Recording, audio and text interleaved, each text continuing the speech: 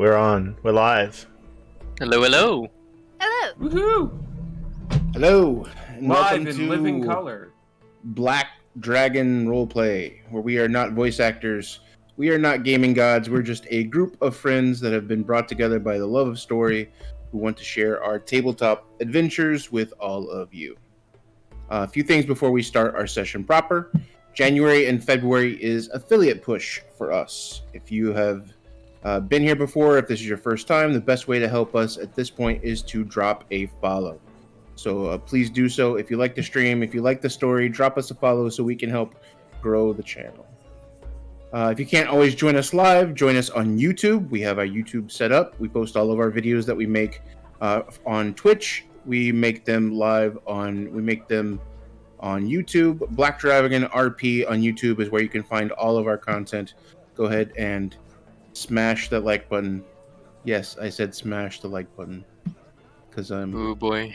Yeah. Oh, good lord. Not happy about that, but I wrote it at one point, so I went with it. Smite it. Smite the like. Nah, we'll move on. If this is your first time We're watching working on us, that one. yeah, we'll keep working on that. If the first time watching us, we have an introductory video on our YouTube that will explain a bit about what is happening with all the players, how we got to where we are today. Go check that out. Get a peek at our player characters in this campaign. Before we began streaming, we've been streaming since right about April. Or we've been playing since April, and we just started streaming this January. So there's a good lot of content that kind of happened. We want to catch you up on. Make sure you're aware of the story so you can jump right in and join us and know exactly what's going on. Each and every one of the Black Dragon groups, all the players have socials listed below. So if it's not Friday and you want to see what they're doing, please follow those links. Show us some love on there. Without further ado, I think it is time to start the next session.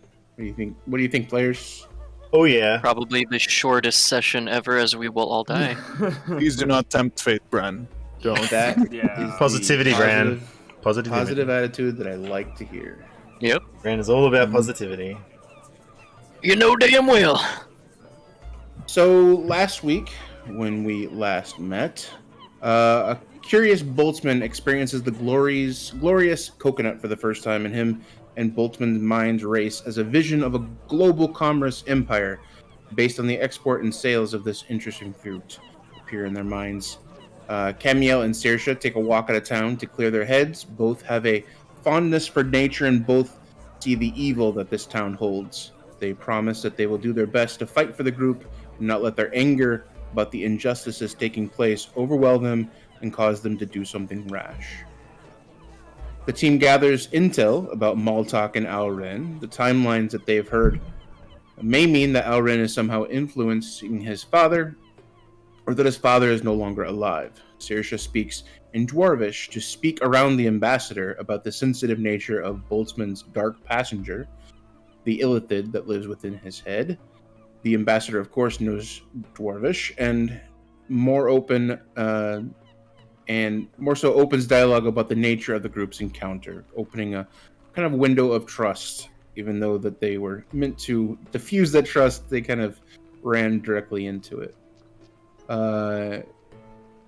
There was also known that the ambassador brought up the mention of the Shadow Queen, which is someone that the group knows quite well as someone who is a very powerful entity of evil forces that have been gathering in the past. They found this out previously in Amma. The ambassador and Camiel make small talk, but the ambassador offers information about her own history and her previous life of being a paladin until failing her test. Saoirse overhears personal information about Camiel's past, and Camiel, anxious for a moment but resolves herself and confirms that the information should remain private before calming a frustrated Saoirse by braiding one of her own feathers into her hair. The next morning, the messenger returns with another word of delay, but the ambassador declines to accept the delay, forcing a meeting. Following the messenger footstep for footstep from the inn to the barracks on the far side of town, with the group in tow. An unhappy Outrin confirms that the mines are full of people who are not free to leave, and that have been held there for the past 2 years. He says that they will not leave until he is sure that he is satisfied with their tribute.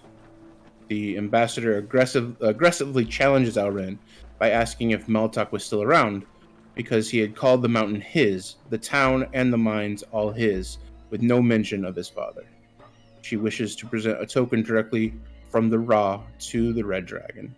Alren eventually allows the group to visit Multaq's lair with him.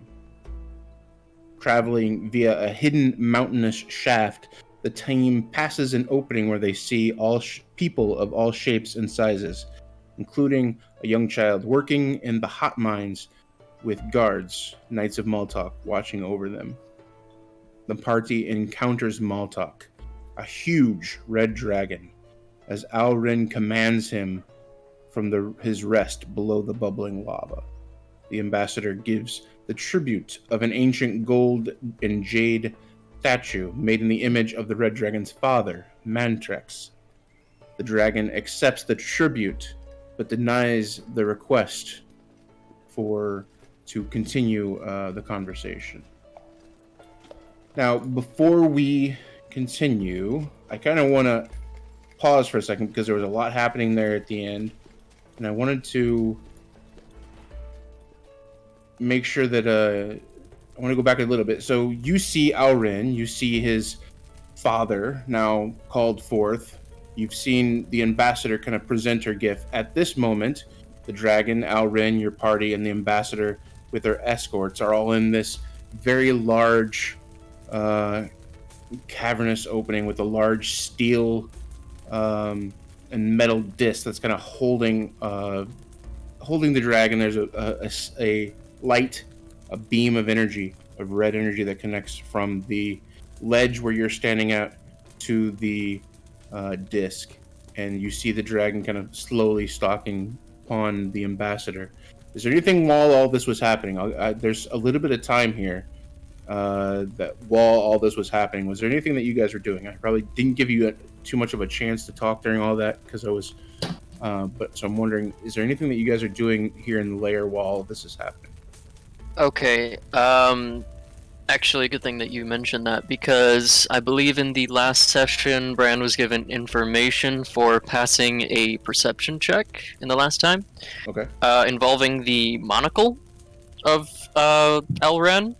Yes. And I would like to whisper this information into the ear of Boltzmann. Okay. And, Which, yeah. To which he will request something of Boltzmann to do.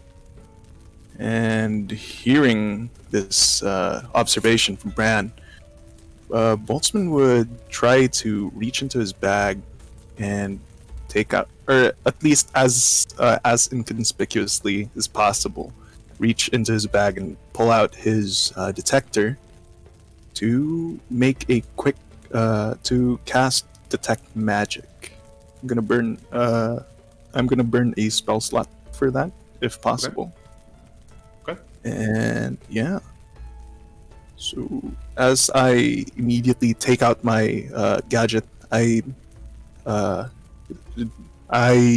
catalyze it with a bit of magic to immediately activate it, and with that, what could I see around the room? If anything, I would want to focus on Multaq himself, and then on what's his name, Alrin. On Multaq specifically, you don't see anything. Nothing pops as far as anything that's being. You don't see anything on Multaq himself. The overall general essence of the dragon is there and huge, and some of the things on them have a magical principle that that may give a slight glow, but nothing as far as any kind of enchanted item or spells or anything like that would show up in your detection. When you look at Alrin, you do see that the glass eye, the monocle that he has, is glowing. You also see that the kind of conductor of energy, so where this beam, the entire beam is kind of lighting up as magical, as well as the source of this beam, somewhere underneath where the ledge where you are, has a deeper glow to it as well. Also, is there any particular school of magic that's tied to the monocle? Yeah, it would be enchantment. Ooh, alright. And upon taking a quick glance on my... Alright, so taking a quick glance on my detector, taking note of the type of magic that's attached on... that's associated with Alrin's monocle, I immediately shove my detector back into my bag and take a look at Bran and just nod at him, saying that as if just giving him a signal that I got the information that I needed, and I just keep quiet. Okay. Is anybody else doing anything while this is happening? You have a minute or two while the ambassador was setting up, presenting, and all this was happening in front of you. Was there anything else that you guys were doing before that or during that? Well, Saoirse would definitely be looking around, just trying to get a sense, the lay of the land, if you will. Does she see if things go south, whether it's her losing her cool or the dragon or anyone, Alren turning on them? Does she see anywhere that she could hide, duck behind cover? Not specifically. What you have here is a ledge that's a almost presentatory ledge that's been cleared off. There's no large boulders or anything like that. Below you, once you get to the edge, there's a steep drop of rock. There's about 5 feet of cliff face, and about 20 or 30, 40 feet below that is the lava itself. Other than that, you have a few little kind of clearing on the rock wall behind you. It's not a flat surface. There are some ridges there, but there's very little as a way of cover. And the only way that seems to be in and out of this place is the tunnel that you just came from. The man-made smooth tunnel that was kind of bore into this place to get to this location. Gotcha. And did we see any, just as a reminder from last week, did we see as we were coming in to, or coming out to this ledge, were any of the guards that we did see, any of the soldiers, what was it, the Knights of Multaq, I think? Yeah. Were they all down below with the prisoners, or were there any up there that we saw in the hallway, in the little kind of tunnel and the catwalks that we walked along to get when you to left his kind of his office or his place, his dwelling, when you left there, he told the guards to hold. He put his hand up. They did not follow. From there on, no one was with you, so you do not have any knights with you at this point. There were knights below you in that shaft where you actually heard the mining and saw the people. You looked but did not find a connection point where it would lead up. Doesn't mean that there wasn't one, but you didn't see one. But you've not seen on your path, you've not seen any knights between there and here. Okay. Yeah, basically she's just thinking, right now her mindset is in that special, sort of going into her special forces training, her as a soldier. How many of them are there? Where are they at? Where can I get behind cover just in case? So, okay. I think... I was gonna say, Dante's doing a similar thing. Dante's doing a similar thing, except less to hide, more space and counting numbers and stuff. So he's basically like what on the other side or near Saoirse doing the exact same thing, sort of looking around. As of right now, you have the dragon in front of you, standing on this light bridge. You have the ambassador who is standing near the light bridge and on the edge of the cliff, and you have Al Rin. The rest is your party and the 2 escorts of the ambassador. There is no one else in this layer at this point.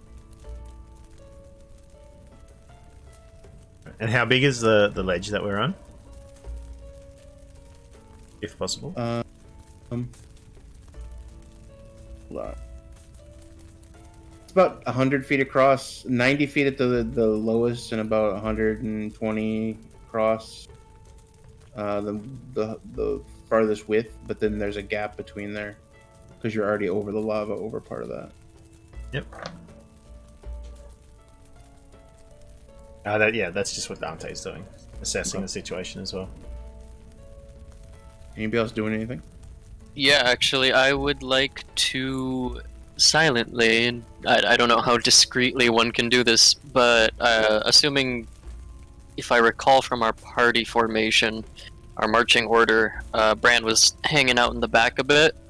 Mm-hmm. Bran will, I guess, discreetly place his hand upon his own chest, and he will cast guidance on himself. Okay. Yeah. So that'll add an extra D4 to one ability check. Take a moment and kind of putting the rest of the party members between you and Al Rin, and take a step back and put your hand on your chest and bow your head for a second, and you can feel the uplifter's presence helping you at this moment. So yes, you are considered guided. Alright, that's all he's gonna do for now. So as this 20-foot dragon begins to step forward along this light path that was created between this metal disc and the ledge, you see him kind of stalking, slowly taking step by step as the ambassador stands her ground, holds tight to where she is. She moves slowly away from the edge as he gets now only 30 feet, 25 feet. She takes a step back. Al Rin looks at his father, touches his eyes, and his father springs up into the air from the platform, and he swoops past all of you.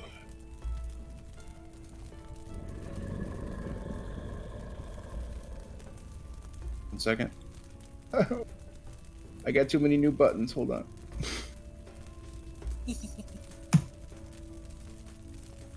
Push the button. Push the button. So, overheard from the bubbling lava, you hear an explosion. Why is this not? Hold on. I'm killing the mood here. What am I doing? Alright.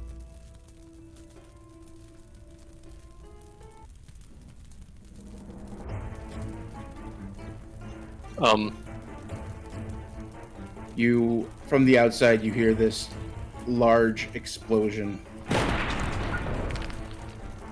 Al Rin's face changes. It looks around. Multaq continues to stare down the ambassador. So Al Rin grabs his eye. You see his father turn his head immediately and swoop past you. Begin to climb up the walls, the cavern walls. Al Rin looks at his father, touches his eyes, springs up into the air from the platform that he was on. He swoops past all of you, gains speeds, and shoots up to the top of the cavern and out of the hole, 200 feet up into the air. Continue to climb out of the cavern. Behind you, a tunneled hallway in which you entered. A squad of Knights of Multaq are heard marching quickly down the hallway towards the open cavern that you're in. Faintly from the outside, you hear an alarm horn.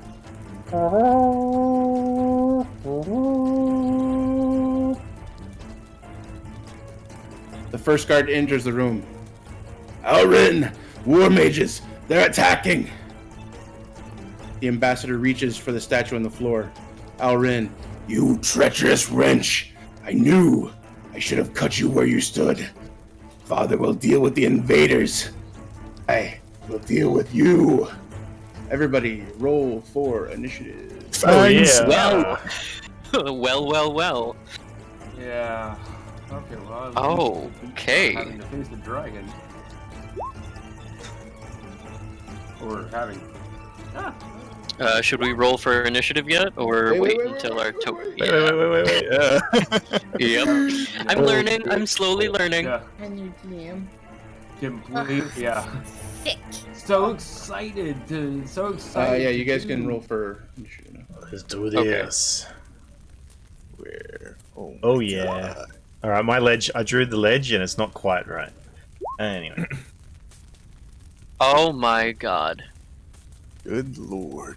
Smashed it? Yeah, that's the way, Brand. Yep. Why is Yep. Saoirse all over there? Up to the north. Saoirse? Where? Yeah. She's oh, to yeah. the that's- east. I just because She on I there just twice? threw it on somewhere. She's in the lava. So, yeah. No, if you She- go wait a down minute, south, how'd all she the wind tokens up are already here? there. Yeah. Yeah. Yikes. Oh. She's got a twin. Okay. Fucking Dante, what the heck? Oh yeah. Look at What? that. Well, he's got a 5. Woo! What? Yeah, I got a 5. Oh, didn't you know? I used my charisma with my initiative. Oh. No shit. Really? Yeah. Cool. Saoirse, Bran, we gonna be fine. And You'll be don't look fine. at Bran. Bran's got a fucking 2. Oh no, yeah, seriously. Yeah, Bran is. That's right. Saoirse is technically. I mean, because I did roll. I rolled way early, 6, and I accidentally Yeah. rolled twice. So I got technically she got that was the first roll was 16. Unless you want me to go with the 4 that she rolled. I mean, we could totally just re-roll again if you want. That'd be great. Excuse you. Excuse. Excuse you, my dude. Your failings are your own, Yeah. not Dante's. Can we have a little time clip of every time Dante has critically failed? I don't think we recorded Yeah. all that. I don't think we got that. I don't think we. Yeah. Oh my god, Multaq has a higher... Roll20 loves me now. Bran is now suffering from black lung. It loves me. Yeah, there you go. You could write it off as Oh, that's interesting. the intense my God. heat. I that just he's remembered. experiencing. Bran, you're still suffering from black lung. Yes, I am. Wait, doesn't can you use guidance on your initiative? I roll? was actually gonna ask Or are that, you gonna hold but that? the definition of it is Ability is initiative? checks. Yeah, isn't initiative Yeah. considered a? I don't know how that works. I'm fine with the 2.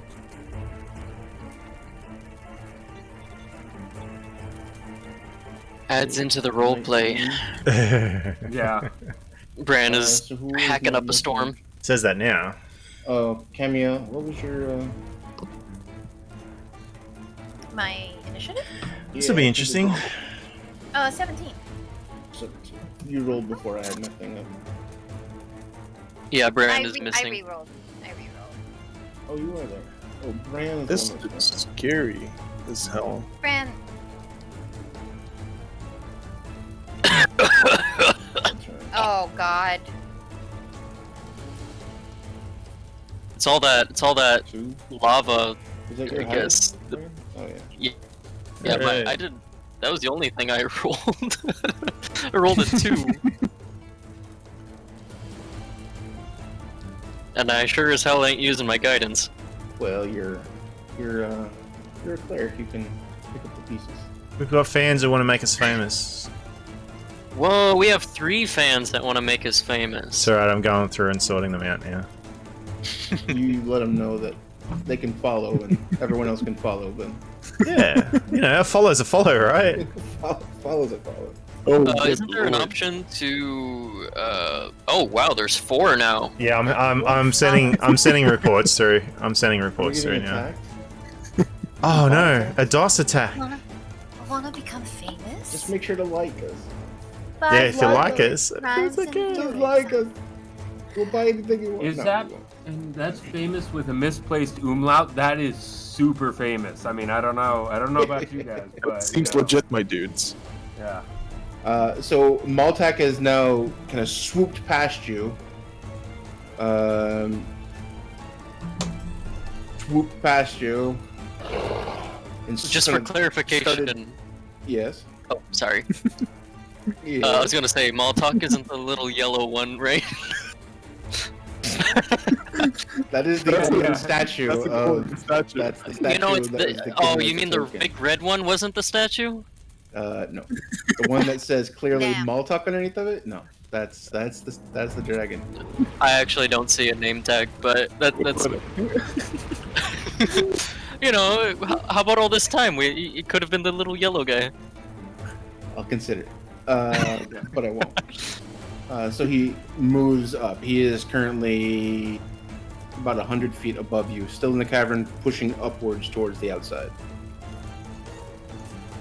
The squadron of Knights of Multaq have come in and kind of taken where Alren is, and the ambassador is standing next to. I'm gonna have Alren take one swipe at the ambassador as an attack round first, and then we will begin our turn order. So, Good lord.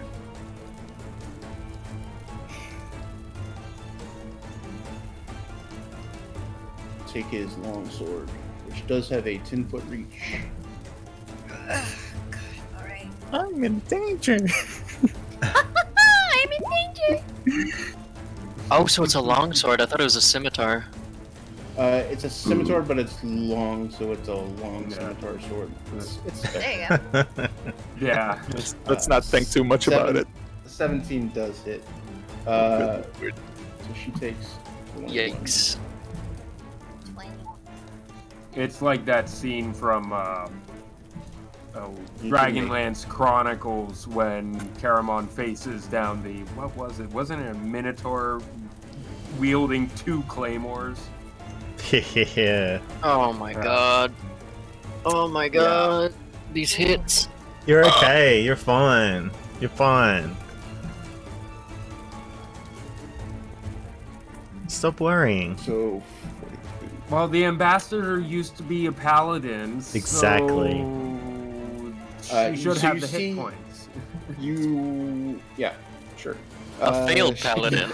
You Yeah, see, man. Come on, guys. you see Alren, this hulking 10-foot plus frame, wingspan goes out another 5 feet on both sides, takes this huge swing, cutting down the ambassador. The ambassador puts up her hand, hitting the edge of her bracers, but still does not stop the impact. You can see a divot actually being made into these bracers that are magically inclined. But Boltzmann, you would have seen. You still see energy coming, the magical aura around these bracers. Seeing the scimitar slam into it and dig deep into her chest as she pushes up to the side. You see her take another swing, and another tries to brace it, does not get to hold it back, and definitely takes damage. You see her take a step back, stumble back, put her foot out to try to catch her from falling off of this, falling back away from Alren and stepping away, trying not to fall off of this light bridge that she is now precariously on. Dante, what are you doing? That's a good question. What is Dante gonna do? There is a lady in distress, even though he probably would get his ass kicked by her.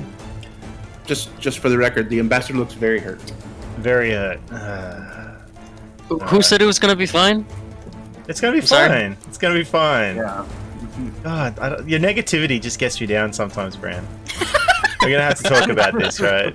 We're gonna have to talk about this. It's like it's Just eat one of positivity. your sausages, Bran, and calm down. Project. Like, you know, confidence. It's fine. Dante is going to. Dante is unfortunately, I think, a little ways away. Yeah, he's 35 foot. Well, you know what? I'm gonna have to bonus action to move. Oh, that's just heartbreaking. To get in close with this guy. Oh, sorry about there. And try and stab him. Okay. Go ahead. I don't like this plan. I forgot to roll initiative for the ambassador. I really don't like this plan, but as it stands, where's my rapier? Ooh, 26 hits. What have you done? Awesome. That's a crit. So that's with fighting style, Look at sneak that. attack. What's that? 33 damage? Juicy. Nice. And this is usually where he'd back away, but at the moment he sort of just kind of grits his teeth, looks at the ambassador and says, "Run, get to the back of the line." And then he turns to the guards. "What is she paying you for? Get in here." And, you know, he stands there, shield ready, braced to get his head cut off. And they were already moving towards her, but yes, you were He'll still say it. caught them off guard. Yep. Yeah, he'll still say it. It's Dante. Unfortunately, that's his turn. 33 damage on that. Nice. Yeah. Well, he wasn't expecting it. Boltzmann, what you doing? All right. Boltzmann reaches into his bag immediately and pulls out his trusty Barnabas as an action. He lets the mechanical critter skitter down onto the ground, and after it gets its bearings, as a would I have a clear shot though? Would I have a clear shot to this, DM? You would be able to wing him, but I would say he's probably under half cover if you don't move him. All right. So Barnabas would move, try to get a clearer shot, lining him up, and as a bonus action, I will have Barnabas shoot a force ballista onto Alrin. Okay. Please let it hit. Does a 19 hit? A 19 hits. Yes. Okay. Yes. 19 hits, and that is 10 damage. And as the bolt of magical energy hits Alrin square in the chest, probably, he is pushed back by 5 feet. Okay. Does it send him down into the lava? Oh god. Wishful thinking.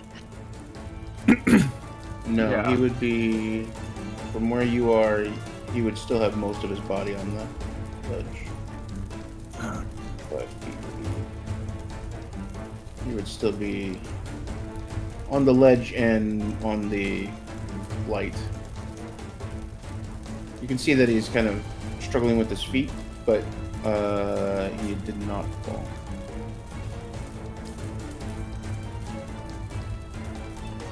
Yeah, because more of half of his body is on land, so he's still standing.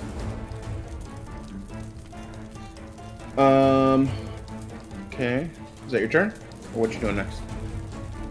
Oh, I've been muted all this time. My God. You have been muted. Barnabas skitters away.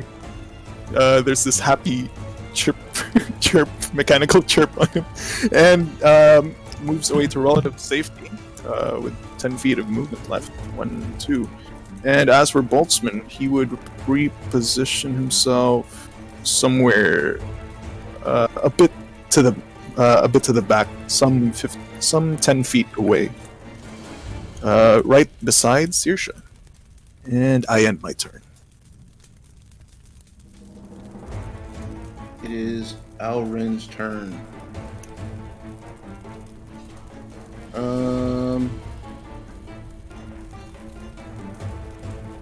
You see kind of Alrin become unsteady on his feet, and you see him flap his wings, stable himself, push himself forward again. Moves to here. We'll take a actually we'll move to here. We'll take one swipe at Dante and then take one swipe at Ambassador. Oh no, Dante. I don't acknowledge that. I reject Wow. reality and replace it with my own. He's got That was for confident attitude the going at the right. Dante. Yep. Yes! Oh, Whoa! thank you. Yes. For the Whoa! Ambassador. The gods of Roll20. What have I done? They love me this Looking, week. Don't jinx it. shining their light upon you, and Stay quiet. Appreciates the See- streaming skills. You I will- see the I will cuddle whoever I need to cuddle, I'll give you an including the extra. cuttlefish. including the cuddlefish. You see Alrin swipe down with his sword after being attacked by Dante and being pushed back by the robotic creature. Step forward, swipe at Dante, and was off balance enough where he misses his swing completely. Reloads onto his other backhand, takes a swipe at the ambassador, and the ambassador, now ready and prepared, puts her arms together in like a Wonder Woman type style and pushes it together, clanking against the scimitar longsword that he has, and is just holding it there for a second. You can see her eyes kind of narrow a little bit as she looks down Alrin. It's not stepping back, even though she's very already hurt. Not backing down from this fight. It is the ambassador's turn. A The question: ambassador. when do the Knights of Alren have their turn? Knights? Oh, I thought that was a 20. Yeah, or Knights of Alren, 16. That would be after Camiel. no. These But are then- peacekeepers. These are the Ujatan forces, the escorts. You meant the the- the Knights of Multaq. You rolled a 20 for them. Did? Yeah. Oh, I just didn't add them to the list. Oops. Yeah, so they should be moving in now. Crap. 20? Did I say 20? I meant 2. You rolled a 2 for that. No. It's my fault. Yeah, Knights of Multaq had a 20. I will do them after the ambassador. The ambassador kind of pushes forward with her bracers, pushing off the longsword. She will use her action to disengage and then move 10, 15, 20, 25. Whoa! She got thick. Oh, Damn, boy! Stepping behind Kimmy. good. She a thick. You see her grab, kind of reach out and touch the back of your armor as she stands behind you, Kimmy. Bracing herself. Now the knights would actually be closer to the front. Does the ambassador have any sort of weapon at all, or is she unarmed? You see her bracers. You do not see a specific weapon on her back or anything like that. No. Gotcha. All right. You will see this guy here. Go to there. They're all gonna kind of bunch up together here.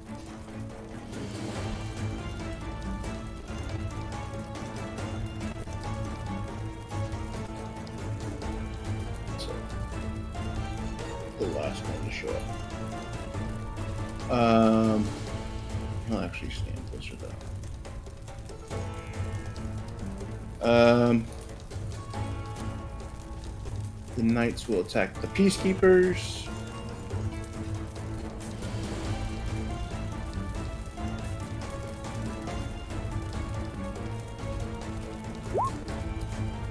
Two, 3, 4. I think that's all 8 attacks. And they roll like crap. None of them hit. So you see the Knights of Multaq, this unexperienced group of combatants, so now charging in and taking on these trained Ujatan peacekeepers, and kind of see the peacekeepers deflecting at every turn, kind of popping them off and pushing them back every single chance that they get. Camiel, it's your turn. Okay, so watching the ambassador take damage, Camiel will go out or rather grab her helper. You're cutting out there, hon. Oh, really? Yeah, for a while there. How's my audio now? It's Good? much better now. Much better. That's good.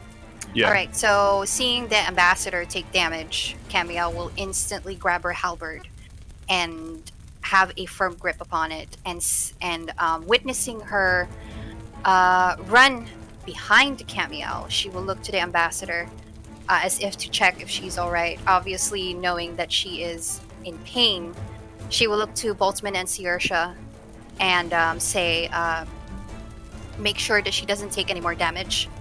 I trust the both of you. Boltzmann immediately nods. Alright. Same with So- Saoirse. So with that, Camiel will rush or run towards Alren and try her best to deal some damage. Go ahead and attack. Smack his pee-pee. Let's see. Oh. Bailiff! Yeah. Oh, you go. When she does hit this red bastard, she does a leap with that 25. Yep. Yeah, she does. She jumps up in the air and slams that spear into his gut. The 18 hits, but the 16 does not. Ah, I see. Okay, so no 5. So all in all, Yep. that is 14 plus 14. 2 from the... Yeah, so that's a total of 16 damage. Wait. Hells yeah. Okay. Anything else that you'd like to do? nope. That's it. She just stares at this dragon, and somehow there's a playful grin on her face. And Gotcha. I end my turn. Okay. The peacekeepers will attack.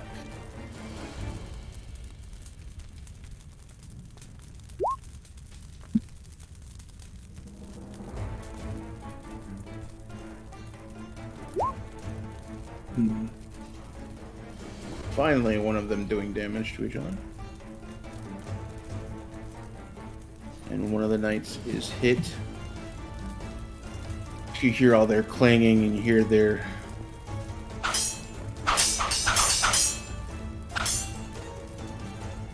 Okay. Saoirse, it is your turn. Okay, so Saoirse is going to ensure that she has enough clearance above everyone. I don't think anyone wants her to really fire past their ears, pull a Helm's Deep. She is going to... Yeah. There we go. She is going to run up to... I think that's 15... 20. She's going to run up to there in the corner there, because I'm guessing that's... Looking at the map, that's going to give her some additional extra elevation. Then she is going to take a shot at Alren, followed by she'll take 2 shots at Alren, and then using her class feature, Horde Breaker, she will take a third shot at that one Knight of Multaq. So here are the 2 shots to attack with her bow. 1, 2 on Alren. Nice. And then here's number 3 Nice. against the Knight of Multaq. So that's going to be 10 damage on Alren and then 9. Oh. No, we don't have to. I just realized bonus action. I should have done bonus action Hunter's Mark. But I will I'll say actually... I'm gonna say that the last one, because there's so much of a crowd here, here with all the people. I'm gonna say that you took it at this guy. If that's okay, since you had a clear shot at them. well, technically, I think Horde Breaker has to be Within 5 feet. Within 5 feet Yeah. of the other guy. Yeah. Yeah, so I can I'll roll give you with this guy. disadvantage if... Okay. Yeah. Yeah, No that's problem. cool. That's cool. And then she's gonna I'd say... Yeah, I think flavor-wise... pinning Alren twice, that's going to initiate her Hunter's Mark.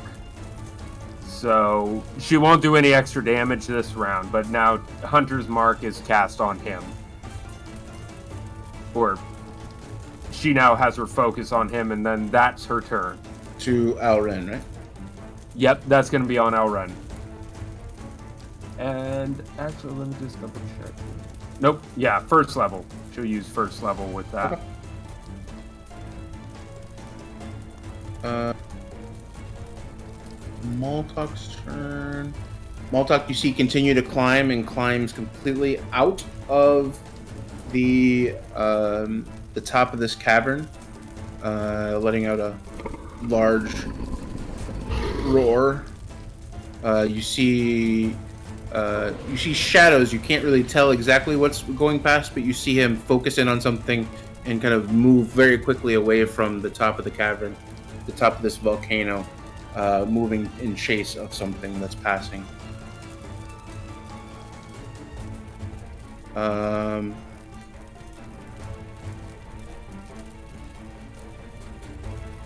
Okay. That's all he'll do. Branimir. Oh boy. Bran is a little limited on his options here, since it seems like a majority of the table here is covered. So, Bran, considering the damage that was taken by the ambassador, he is going to step here. Okay. In the gap between where the 2 guards are, and also close enough to somewhat aid the ambassador if things were to go awry. Bran is going to stand in between the 2, I guess, the ambassador's guards, and he is going to activate his spirit guardians. So that'll take into effect on the next turn, or anybody within 15 feet of Bran, which I should actually activate. If I can figure that out. I did it before. There it is, the aura. Yeah, I got it. Yeah, circle. There we go. So, does anyone else see that? Yeah, I see it. Alright, so that'll take into effect, including Alren, I believe, since he's still within that corner. Yeah. On the next turn. Yep. But as a bonus, he will also bring out his spiritual weapon. That is within 15 feet, so 5, 10, 15. He'll place the spiritual weapon there. And he will attempt to take a swipe at Alren.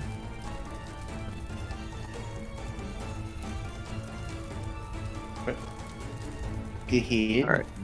Alright, I will roll for that.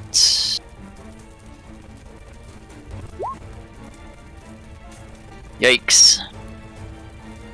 13 does not hit. Damn. Alright. So as he attempts to make a swing with the scythe, the spectral scythe. It just barely grazes Alren with his thick armor. Okay. Yeah, and that's Bran's turn. Anything else? Okay. Good. Top of the round. Everybody needs to make a Constitution saving throw. As the Really? Yeah. But the +2. The- yeah. The amount of sulfur and the amount of heat and the amount of everything that's in this place is causing you. Come on. Who gets a +2? Yikes. You, Dante. You're the Yeah. closest to me. Within 15 feet. Uh-oh. 15 feet. Bran, I think. Uh-oh. Yeah, Bran as well. Uh-oh. That's hey, a 13. Con. So I have a 14. Yeah. 14. Come on. Oh my god. Yeah, and that's a 17 for me. Not sure why it rolled it twice. I think it probably Uh-oh. got my mouse, so sorry about that. Boltzmann. Everybody gets black lung. Oh no. In this episode, everybody gets black lung. Yeah. Today we learn about the effects of black lung. Well, when I was your age, We we didn't had black have- lung and we liked it. Camille, you'll take 4 damage Got it. from the heat and exposure of the flames and the sulfur. Got it. Maybe it's fitting because Saoirse is the farthest away from the edge, overlooking the magma pool.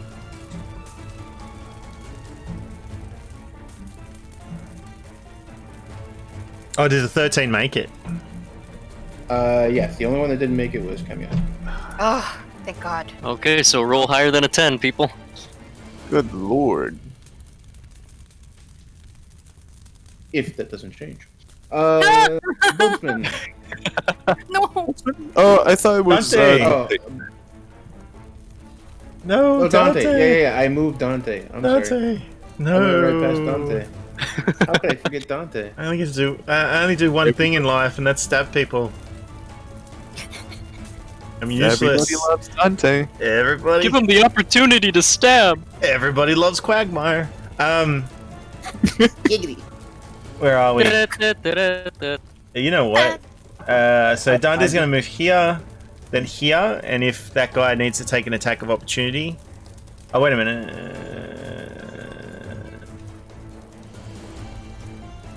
Yeah. If he needs to take an attack of opportunity, I'm fine with that. This guy? Yeah, this guy here. That little guy? That guy will take his attack of opportunity. Unless the spiritual weapon's in the way, I mean. But I don't believe he hits. Oh, yeah.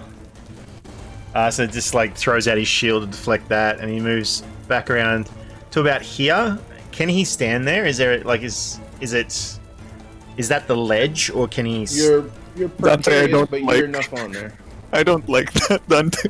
Yeah, I'm a little worried about that. You're precarious, but you are still standing. That's cool. What's your dex normal save? Your modifier? My dex modifier is 3. Okay, I'll say that you can stand there. Sorry, and this guy here can probably take an attack of opportunity as well. You went past him as well. Yep. Yep. He'll swing at you. It's okay, Dante. If you fall, Camille will catch you. He will actually hit you. Oh, I have trust. Will he? Just hope you don't. Oh, goodness. That's a critted. Oh my Hey, that God. is- Oh isn't it? my He doesn't see action god. very often, and he Lovely. is Oh relishing my the God. fact that this thinks he can get between me.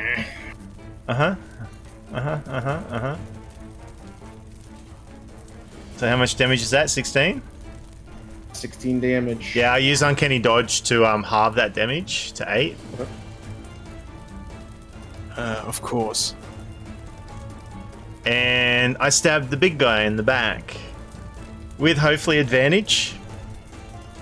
Because you're flanking. Yep. Is that okay, Uh, Mr. DM man? is that okay? Have mercy. Yeah, go for it. Hit it. Oh, if I miss, I'm gonna be upset. That's all I'm saying. Oh my god! Yikes! Good You jinxed lord. Yeah, I A jinxed 9 myself. Does not hit. You sure? You just want to go back and I'll check. look it up. Hold on. Yeah. Yep, I don't nope, hear pages. nope. I don't hear pages moving. I don't know Yeah. what's going on. It's all digital. A bonus action. He's gonna move away. Okay. Good. And Alrin gets to take a attack. Oh, did you Oh, no. Yeah, disengage. Bonus action is 5, 10, 15, 20. check? Wait, Keep me 5, honest. 10, 15. Sorry, he moved back to here. I moved too far. He disengaged as an uncanny bonus action. And that is moi. You idiot, Dante.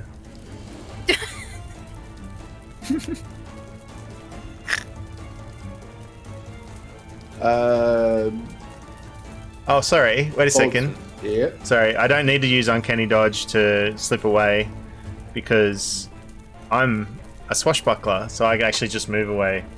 Just move away without taking attack. Yeah, there's nowhere to hide, is there? You said No, it's Sersha? kind of all open there. That's okay.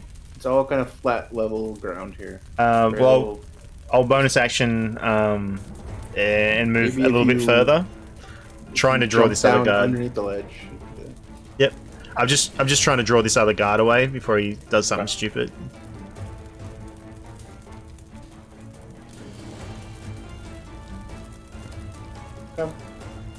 Boltzmann. All right.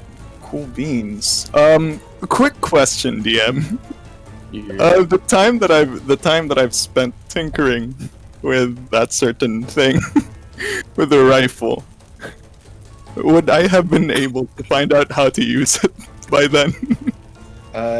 Use it, yes, but not proficient with it. Not proficient. Oh wait. Oh Please yeah, don't shoot one of us in the back of the head.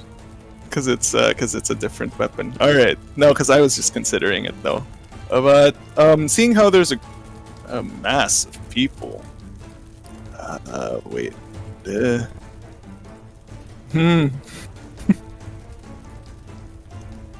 Alright.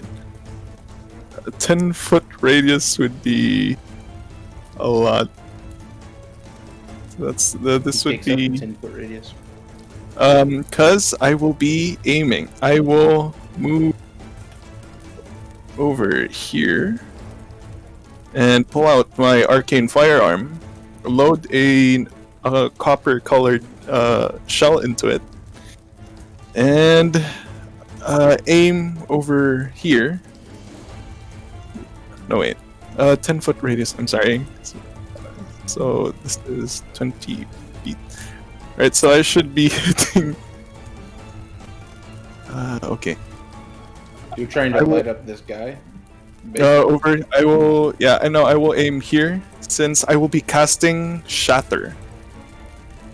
In the middle of the group over.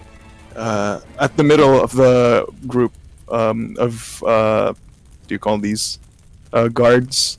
Huh? And Knights. yeah, the knights. Sorry, and hopefully catching Alrin as well.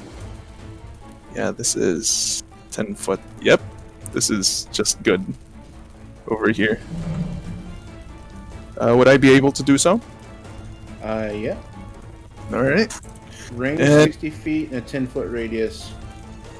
Sphere centered on that point must make a Constitution saving throw. And I will. Boltzmann squeezes the trigger, and there's this copper-colored shell which just lands in between the group, and that is. And I am missing another 1d8.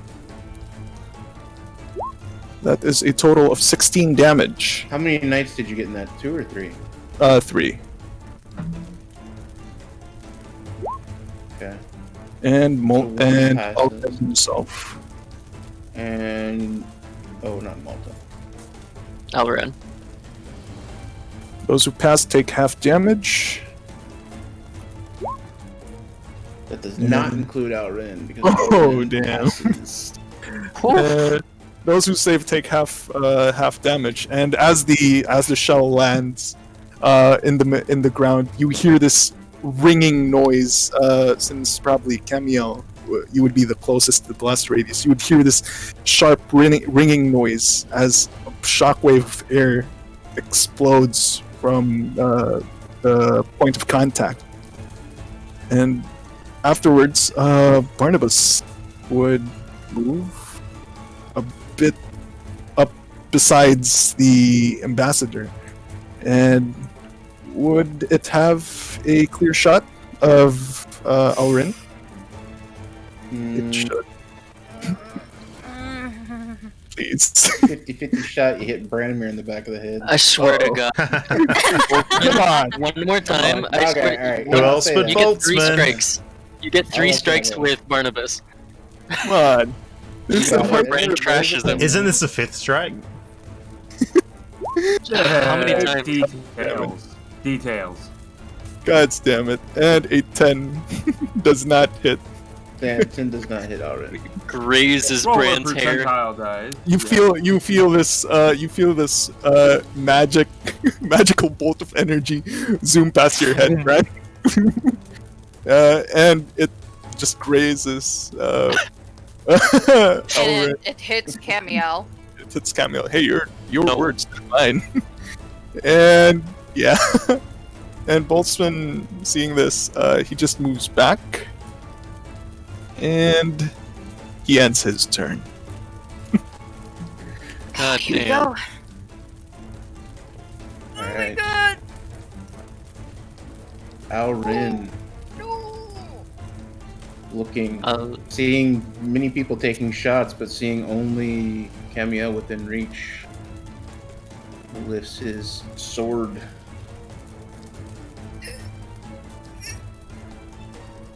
Please. I've been good. Ugh. Takes one Oh. swing, Oh my god. Oh goodness! and then another. Ouch. Oh god. Oh Jesus Christ! All right. Sorry, Keviel. I'm sorry I left you. It's okay, dude. It's okay. Don't worry about it. She can take damage. Yeah, For how long? swinging, I have no idea. as he's Yeah. swinging the blade, you just hear him enjoying himself thoroughly as he's taking swings at this paladin in front of him. That would be. Oh, wait, Camiel, your weapon! Blind the fecker. Right. Oh, that's right. My God. Blowing the faker. Oh no. Has What some is that? as a takes- reaction. No. Branimir, he takes 21 right off the start of his turn, correct? No, I was gonna say that after you're done, but he needs to make a wisdom saving throw. At the beginning of his turn? 13. Yes, at the beginning of his Okay. turn, since I casted it the last round. What save again? Sorry. A DC 13 Wisdom. wisdom saving throw. Wisdom saving throw.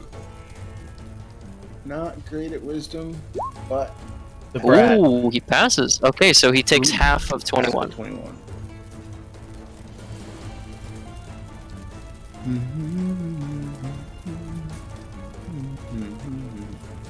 All right. Can Camiel still blind Alren as a reaction? Actually, from the first hit, you can actually Yeah. roll. From the your first hit. first hit, yes, you could. Yeah. It's a DC 16 16 Constitution con save save. for Alren. Please let him be blinded. 50. No, wait.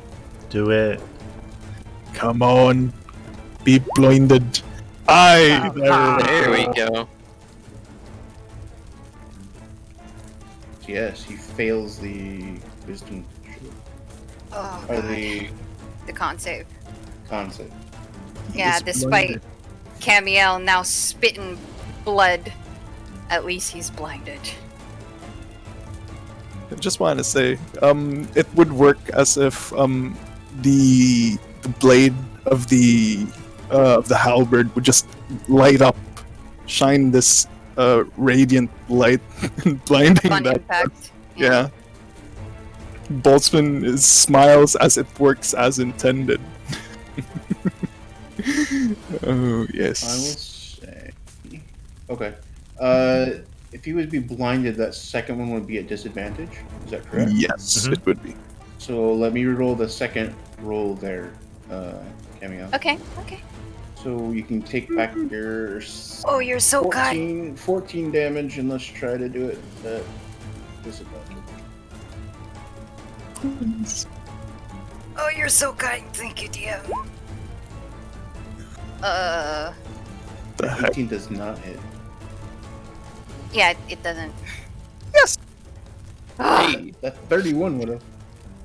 No. No. What are you talking about? And that's not even a nat 20. Holy crap. Steam tank. Oh my god. Thank you, Boltzmann. There you go. So you are looking a little better than you thought you were. Yeah, right.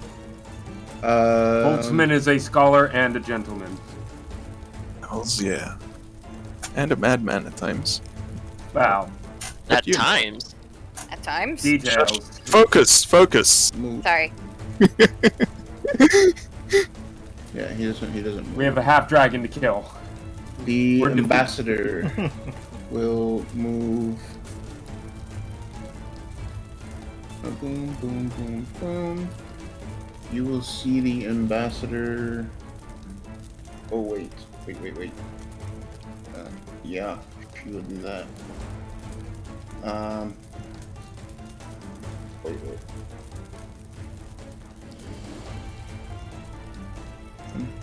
What's the paladin trait of healing? What's it called? Healing lay, hand. on, lay on hands. Lay on yeah, lay on hands. hands. Yeah. Restore 15. Alright. The level worth of hit points, I think. Her level times 5. Sorry. times Yeah. five. Number of hit points in the pool. Or. Okay.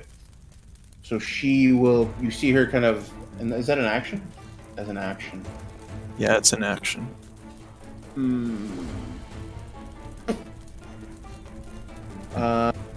She will not do that. Does she touch herself? You also Excuse check me? out the ambassador I'm just saying, like, lay on fans. hands. Does she touch herself? She does not. No? But she will cast Guiding Bolt at Alrin. It would be with advantage. Bit of a fuck you.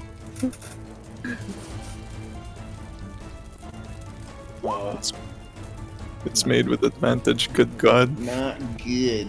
Oh, good god. You see this kind of white glow build in the ambassador's hands and shoot out in this large bolt of lightning, reach across over the people and hitting Alrin, but just kind of bouncing off of his armor, not actually making contact or doing any damage of any sort. And that was her turn. The knights will continue to. Please roll a wisdom saving throw for 4 of them. 4 wisdom saving throws. Come on, just drop dead already. These guys are. Oh, where did I put advantage? We'll count those as 2 separate rolls. Per.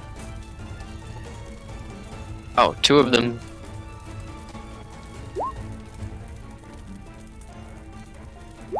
So 2 Oof. pass, 2 fail. Big owie. Alright, so, the 2 knights definitely pass, but 2 fail, so half of 21 for the 2, and the other 2 gain 21, or lose 21 HP. 21. Okay.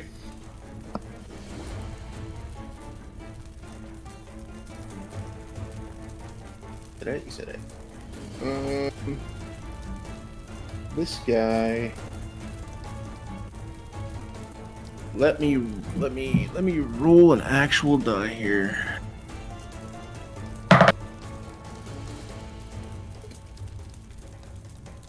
He is gonna see his opportunity, move towards the ambassador. Oh wow, that wouldn't have mattered. I think they 15 reduces their movement speed Oh, by half? by 15. Yeah, by half. Yeah, he was here, so it's like 5, 10, 15. Yeah. He's good.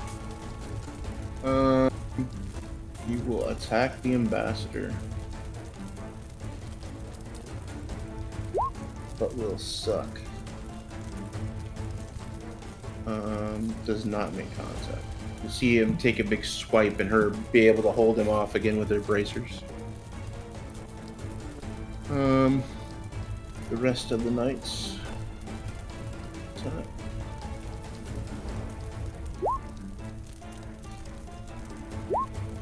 12, none of them make contact.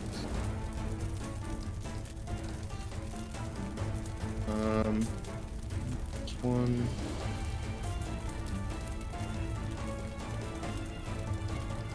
Here, and make one more attack.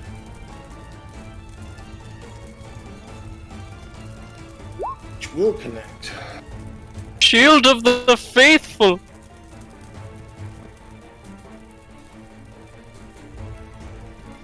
I activate my trap card. Creature attacks a target other than you that is within 5 feet. You can use it to impose disadvantage on the attack. Is that a one-time use, or is that... It Oh, refreshes. Yeah. Oh, it's a first... Okay. I only get one reaction of it though. Oh, it's used as a reaction. Okay, so you are correct. But roll again. But still connect. Yikes. I tried. The Peacekeeper takes 18 damage. Alright. Camilla, what are you doing? She is looking pretty beat up, but she will.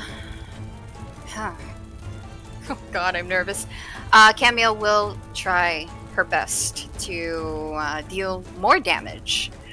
Having spat a bit of blood at the attacks and smiling as soon as Alren is blinded, silently thanking Boltzmann. She will try her best to hit with Thunderous Smite. Alright. Oh my god, bless me. Oh Jesus, that's not good. Ooh. I just looked at something. He is not technically blinded. Oh, he's not? He is not blinded. He has blind sight. Within 10 feet of himself, he is not blind. Row. Ruh-roh.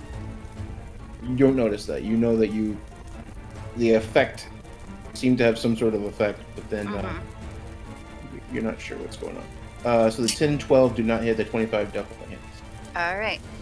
Let's go with the 25. Fully it. Oof. 13. Plus 2. So 15. Okay. Anything else you wish to do? I wish for Alren to die. No. She will stand her ground. You only get 3 wishes. And I end my turn.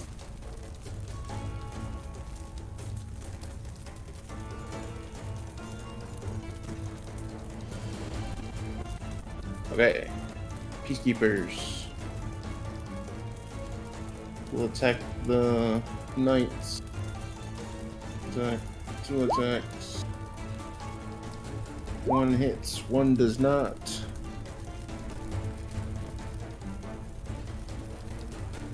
take 10 damage. The other one does not get hit. Saoirse, what are you doing?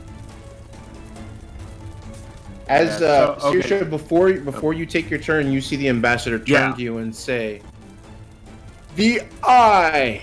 Aim for the eye!" Thank Go you for the for the heads eyes, up. boo.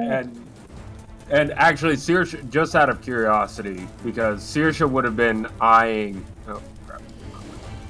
the knight that ran up to the ambassador. How does he look?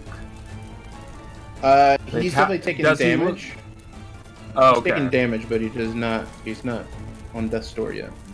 Yeah. So she has a pretty good idea that he doesn't look hurt enough that she could drop him. No, he could not. No, he does not think that. Yeah. She does not. Okay.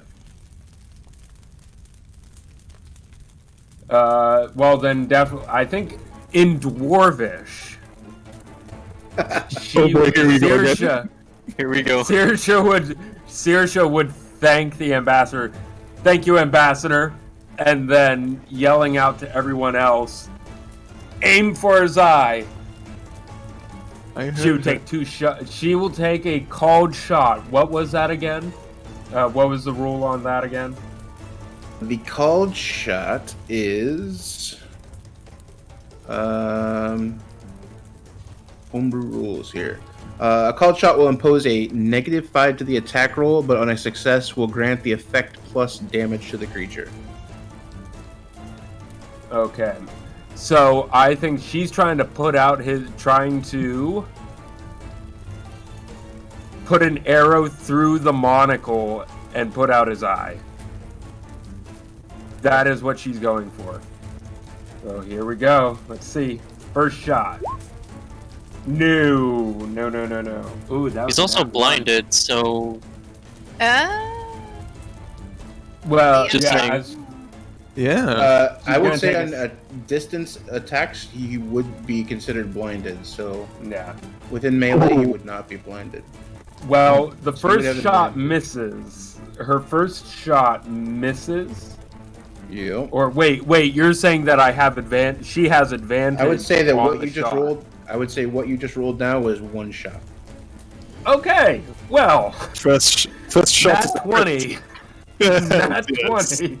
So, and I'll roll plus. Where are you? I'll roll this at the same time for that. So that's going to be 20 damage on that first shot, and puts out his eye. She puts his eye out. It's like a Christmas story. She puts his eye out. Okay. And with against that, impossible odds. yeah. Thank you, Jesus. Thank you, monkey. Yes, thank you, monkey. Monkey. Oh, monkey. Is it No monkeys. right? Wait. Oh, Is there a God. donkey? Trying to remind me. Is there an donkey? animal god that's a donkey? Is there an animal god that's a donkey? Donkey. Thank you, donkey. I think this will work. Why be simp when you can be chimp? No. Stop. That was... Alright, Well, so while you figure that out, second called shot, his other eye. you would see I'm going for the it. glass. You would see the glass monocle in his eye roll onto the floor next to him, represented Okay, by this thing here. Oof. nice. Destroy it. Okay. What are Well, we she waiting probably- for? She probably can't get a shot off on it because of where it's at. So Yes. she's gonna take a second It's shot only at like him. an inch or two, so. Yeah. She'll take a second shot at him. Called shot, trying to put out his other eye. Okay. And It's already with blinded. this- yeah.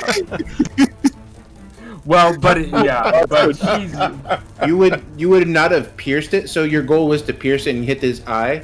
You did hit it, But- and you were able to make contact enough to force it off. but he is Yeah. no longer has it on his face, but it did not do damage to his eye. Yeah. He did the damage to him because he's like around the edges of the eyes, but not the eye itself. Yeah, it's like it bruised his eye, but Yep. yeah. So out of character, I have a good idea why it didn't pierce it. So that is with advantage if he's blind. 21, so -5, 16.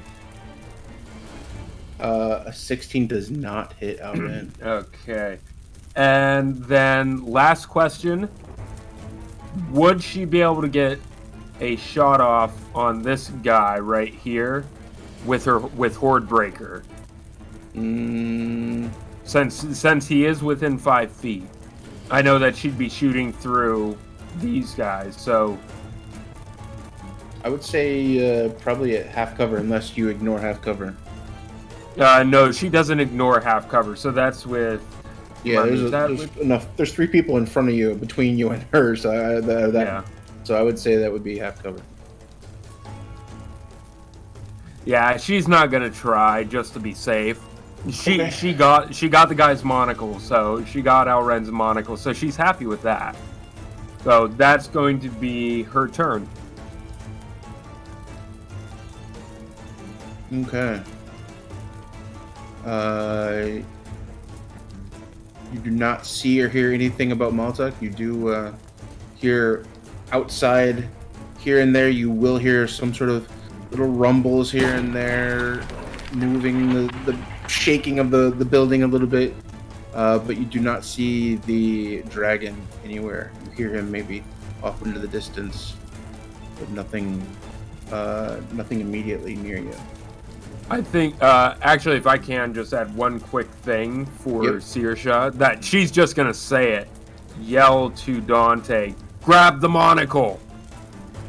Okay. There we go. Boltzmann, what you doing? Or Branimir, sorry. Tin Man What you Brand. doing? Okay. Oh boy. I assume only Boltzmann and Bran understood what Saoirse said in Dwarvish, correct? Because Yeah, I think the two of you and the ambassador are the only 3 who speak Dwarvish. So she would have yelled in common to grab the monocle. okay, all right, just making sure. But she would have when she yelled out. Saoirse only speaks Dwarvish now. Yeah. Yes. So you gotta ask. The variant human speaks only Dwarvish. It's a thing. It's a thing. Raised Just by go with dwarves. it. Yeah. Hey, yeah. But anyways, But she would have yelled in Dwarvish to aim for the monocle. But now that then she shot it off, that's when she yelled in common, grab the monocle. Goddamn. I wish I had a spell that just essentially scorpion this guy over here. Just pull him closer to me. get over here. For a hug. Shall we? Right? Oh, God. That's it. If only you Brand's gonna multi-class into a warlock specifically just to pull enemies closer to him. Ooh. Okay. I'm not gonna meta. I'm just gonna go by how his personality is, and Brand is gonna see that this little cheeky guy got past the shield wall over here and is attacking the ambassador, so he's gonna pull away from this group here, and he is going to move here next to the ambassador. Okay. And he's gonna take a swing with his warhammer. You'll take one. This guy would be able to take a attack of opportunity on Oh, you. So yes, he he's gonna would. take- All right.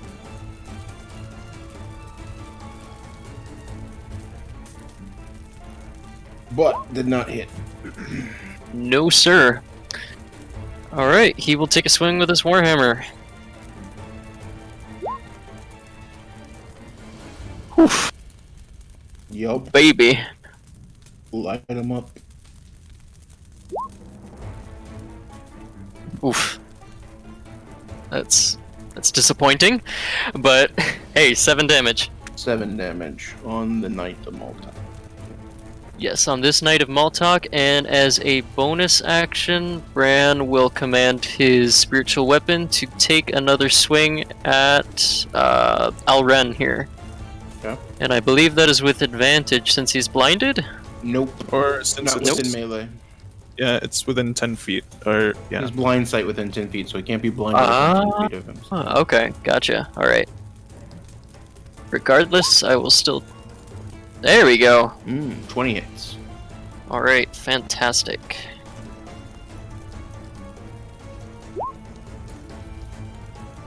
Whew. Alright, that's a little better. That is 12 damage total to 12 Alren. damage to Alren. Alright. And that's all he'll do for now. Okay. Gotta Alren's looking protect hurt. that ambassador. Alren is definitely taking some damage. He's not looking as spry as he did when he first came in here. Dante, what are you doing? Take that, you silly bastard. Would when it comes to picking up the lens, the monocle, Mhm. would that be a bonus action to pick that I up? would say that'd be a soft action. You could do that within your turn. Okay. It would be yeah, I would say it's a free action to pick it up off the ground. Okay. Well, he's got his okay. He's got a shield in his hand. So what he's gonna do?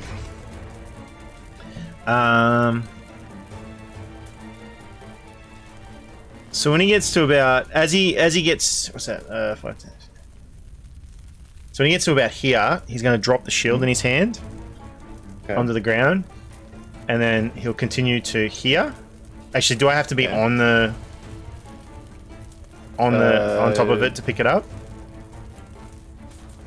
No, I'd say you'd have to be. It's in the square. It's only an inch or two, so yeah, be in the square to pick it up. Okay, that's all right. Well, it won't drop the shield until he gets on top of it. And as he gets on top of it, he'll drop his shield, kind of reach down, pick up the monocle, and with his right arm, make a jab at the at Alren. Before you make the jab, you touch this monocle, and in the midst of the confusion going on around you, you pick up this item, and as soon as you come in contact with it, time begins to slow down around you. The world around you dims, and this object, now in your hand, becomes your only focus. The power of the ancients calls to you. Take control of your destiny.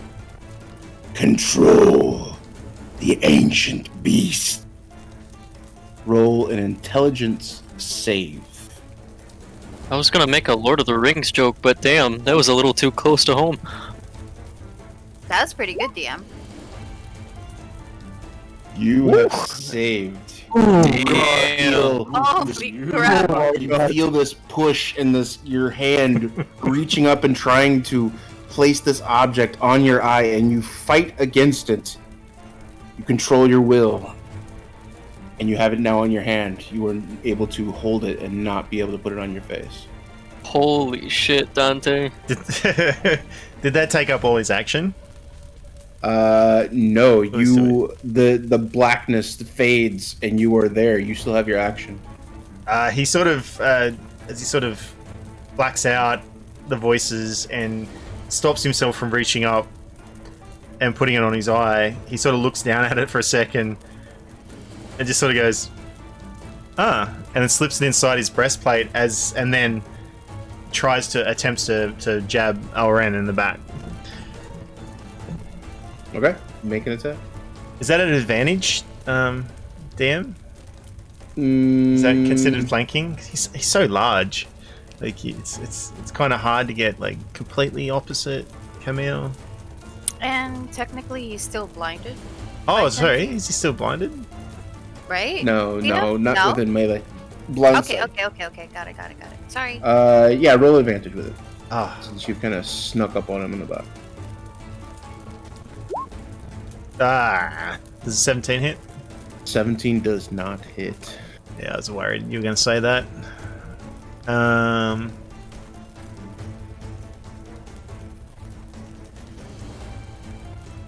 Now that he has the monocle, he's sort of just going to bonus action move back, calling out to Alren, and heal. What is it? 5, 10, 15. He'll call out. He'll move that along the ledge and just start calling out to Alren. I've got your toy. Come and get it. He just lets out this huge growl as you say that to him. That'll be my turn, and I now have an AC of 16. Because you dropped your shield? Yep. Okay. Okay. Boltzmann, what are you doing? Okay, I was muted. All right. Taking full advantage of the fact that Alren is still blinded, and knowing that it would wear off soon enough, Boltzmann would take a rather large piece of rubble that is just close by, and using his glove, forcing energy into it through his gloves, he just catapults it towards Alren. Since he's blinded, would he be aware of that though? That's my question. Meaning asking if you have advantage on it? Would he have disadvantage on the roll, or would I just straight up like hit him or something? Range attacks would be you would be at advantage. This because this isn't Oh, a it's a range. save. He would be disadvantage on the save. All right, cool beans. All right, please. I will cast catapult on 2nd level. Please. What's the save? Dex? Dex save. Please let it hit. Oh. Please let it hit. Hells yeah. 17. 17 damage. And Camiel, you see this piece of rubble just hit Alren square in the chest, the rock shattering upon contact, spraying you a bit with dust and tiny pebbles. Sorry. But Yes. More sprinkles to the blood that's dripping from my mouth. Thank you. yes, at least it staunches the, slickness of it all. It stops the slickness of it all. It's useful. And it's meant to complement the sparkles on her Yeah. face as well. It was Ah, contrast correct. and all that. But anyways, War paint. and seeing the source of the attack, you see Boltzmann smiling at the direct hit, and afterwards you see Barnabas just lining up as well, aiming at the red bastard and taking a hit, and shooting force ballista, please. Oh, wait. Oh my god, Barnabas! No! A 12 does not hit. That I poor little believe- guy. That poor little thing. The magical energy just. The shield Zoom. deflector in your bag is going beep beep beep beep. I could do better. It's a competition between siblings. Yeah. The projectile misses completely. Boltzmann gives his machine this disappointed stare. Barnabas would then move out of the way. And yeah, that's the end of my turn. God damn it. Alren lets out this huge scream as it gets hit by the catapult, injuring him. Everything that's being thrown at him that actually makes contact is making damage, is hurting him a little bit more. You can see it's becoming very rough for him. He takes another swing. I dare ya. Take another swing at Camiel. Kill me. At a normal. Do it! Oh, don't Do it now! Blind him again, you bastard! Which makes Just the for good save. measure. Roll the second attack. 17 does not hit. Yeah, that's Ooh. But the 20 does. It does. And then he will take a step back, flex his chest, and release. Uh-oh. I fucking knew it. He's gonna do it. Yep. Uh-oh. Fire breath comes shooting out of his mouth in a 15-foot cone in the direction of Cameo. I am now fried chicken. C15 save, mein Gott. 15 foot. I'll say that this guy's. I'll say that these guys got it too. Is it cone? Oh, it's a cone. Yeah. So Cameo will be the only one, unless I get this guy. I'll say the Cameo is the direct target of this attack. Yeesh. You Fight got this. chicken wings. You got this. Roll DC 15 save. You got it. 15 save to see if you can move out of the way of this. She's fast. She's small. You got it. You got it. Sorry, what? You probably No, shot it it's over just- her head. You probably shot it over her head. It's all good. Dex save, but it's at disadvantage and you're in full armor, correct? Ooh. No, she took off. She took off a piece of her armor. Did she not? No, I didn't. Oh, you Yeah. didn't. Nope. Okay.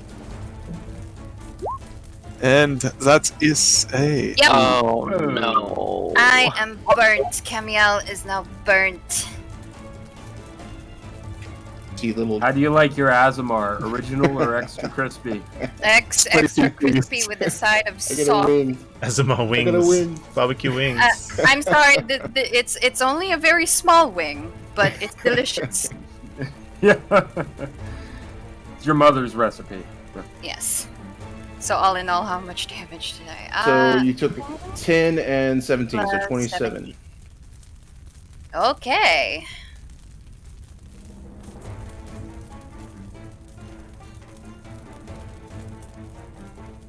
The ambassador will this time heal herself.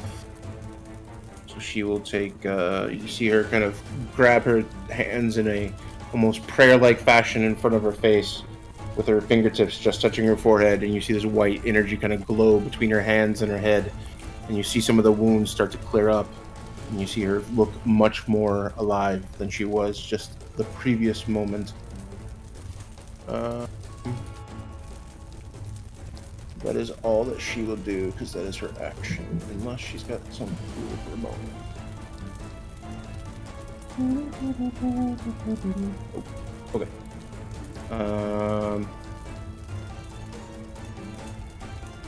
The knights will attack.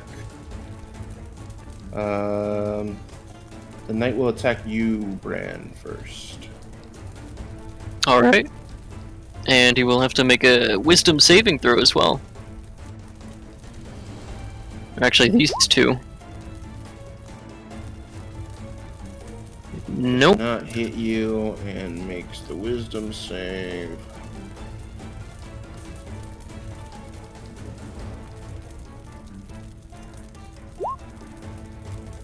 Pass the wisdom save? What's the DC? 13. Yes, he does Yes. pass. He'll take half, however, of whatever I roll, which is 12, so 6. Okay. And the other one as well. One more.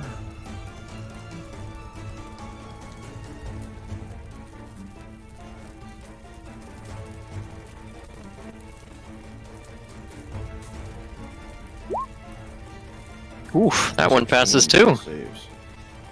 Both save. All right. These guys will attack the peacekeepers again, because that's all they know how to do.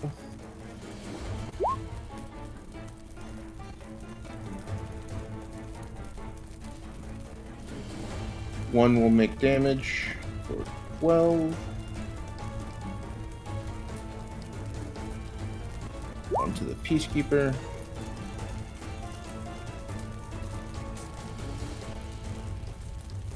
Healing. Okay. And then it is Camiel's turn. Camiel, what are you doing? Do it. Oh, aside from being turned into fried chicken, when she gets engulfed by the flame, all she can do at this point is scream in agony as she's being washed over by the fire. And within the fire comes a bright light as she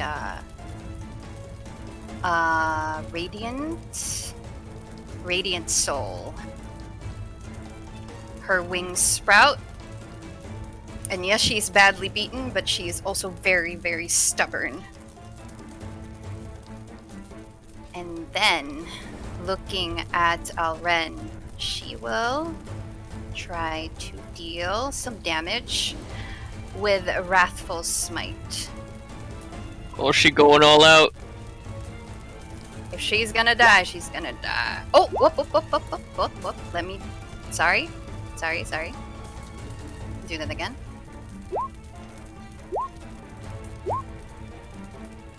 Oh, wait, what was wrong there? It was at disadvantage. Oh, I see. So the 21 and the 18 both hit. Copy that. Wrathful Smite on the burns. Roll for damage. Get him. Get him. Get him. Ooh, nice. And a +7 from the Radiant Soul. Actually, Radiant +2 damage. as well, so And +2. That's 9. So 7, 14, 26, 28 damage total. And what does Wrathful Smite do as well? Ah. Pretty sure it does something else. Wrathful Smite. No, what was it then? He's scared of you, isn't he? That's psychic damage. Trying to look at it. Must make a wisdom save. Oh, Wait a minute. Wrathful did- Smite. okay. Yeah, it must make a wisdom saving throw or be frightened of you until the spell ends. Ah, there you go. Who's the chicken now? Save DC. Yeah, so Well, whatever your DC. Unfortunately, Alren will not take that. How do you want to finish him off? Oh, well done. is. Yeah. Well done. As she is in the air and badly burnt, spewing blood from her mouth, she screams and slams her halberd right on top of his head. You hear him scream out in pain, but a dying pain. As you stick him, your wings extend out. You're taking all this force, pushed up into the air, almost 3 or 4 feet, so you're almost eye level, and shove the spear down into his gut, forcing him onto the ground.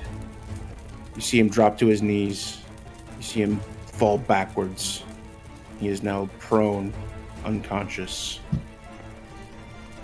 The knights themselves look at you.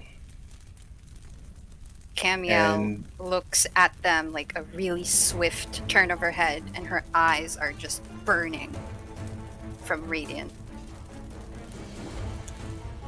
You see the knights themselves begin to slowly withdraw, stop attacking and moving back. hey. Peacekeepers moving back. A moment passes where you continue to kind of gather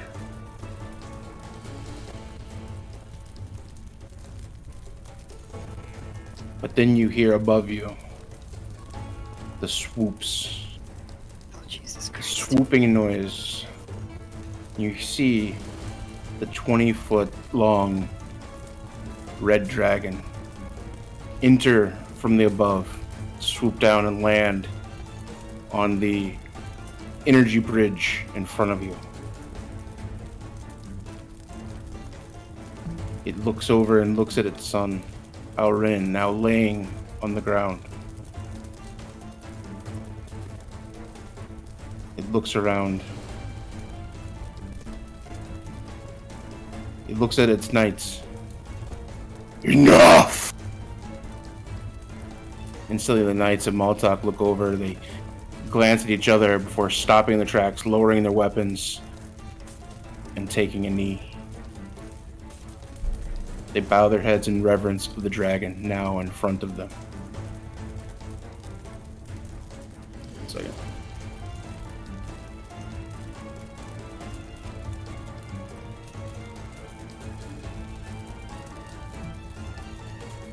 Team Multaq step forward.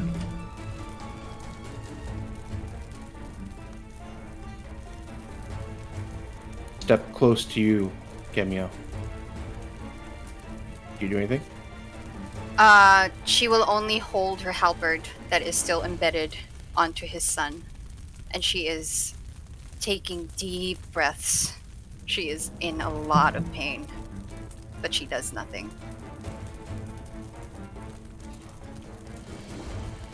Alrin showed his cowardice when he claimed my mountain as his own. Conflict cost lives. Blood cost monies. Slaves were his, not mine. I declare that they are all now free.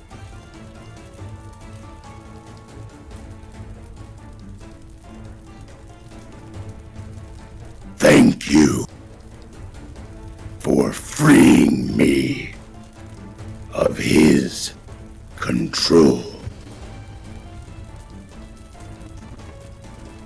My only wish was that I did the deed myself.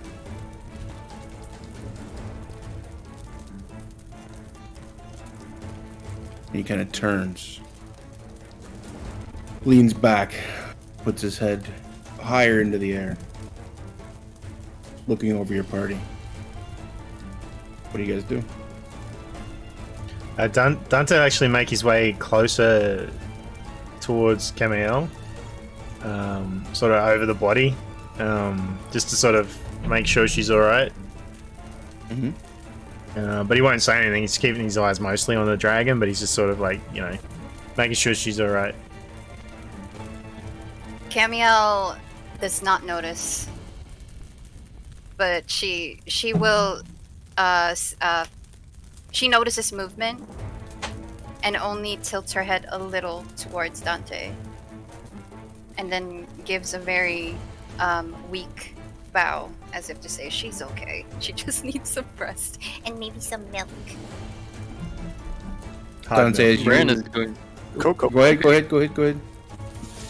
Oh no, I was actually gonna say Bran is, after seeing actually moving back to protect the ambassador, I think Bran was able to see the firestorm that was exploding from Alren here, who cast the fire blast on Camiel. So he was able to witness Camiel just be absolutely roasted alive, and doing so, or at least after seeing that, considering the situation, Bran is going to make his way over to Camiel, and usually the stout Bran, who's usually rather level-headed, during combat looks visibly shaken, considering what he just saw and the state of Cameo, who I assume is not looking so good.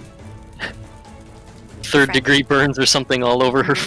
Yeah, yeah. And seeing her in this state, a surge of green energy is going to appear from his hands as his eyes also begin to glow, which indicates that he's putting a lot of energy into this ability, but he will cast Cure Wounds on her immediately at 3rd level.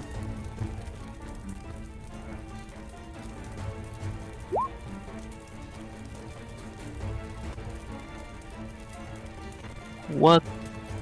Oh, okay. It was 19. Yeah, that is 19 damage. You do 19 Healing. damage to Damage. Cameo. I'm sorry, damage. I'm sorry. actually- Sorry, okay, sorry. Were you trying Create- to kill me? No, Cameo I'm drops to the sorry. floor. No, I'm Now's- sorry. I'm now's my time. sucked up in the moment. Aw. I'm sucked up in the moment. I thought I cast Healing Word, but I cast Shocking Grasp.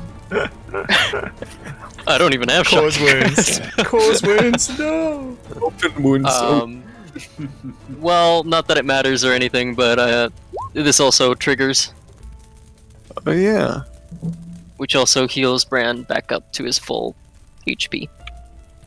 Oh, so it wasn't exactly selfless. God. It was selfless, but it God, just so Bran. happens there are caveats to Oh. being. There's always something with you, Bran. Always something. Well, at least I tried to heal.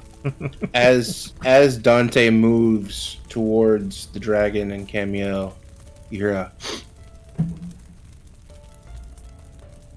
Give me Aurin's item, and I will dispose of it properly. Dante will sort of smile, Loki smile, sort of like, oh, this. And as he pulls it out of his breastplate, of course. And he'll toss it towards the dragon, clearly not wanting to try and argue the point. Of course, and just throw it out there. You see it land on the beam of energy, the bridge that the dragon is currently standing on. You see him flip it with his hand and his claw, swing out and kind of push it into the water, into the lava, tumbling into the water, and you see it kind of sink into the lava.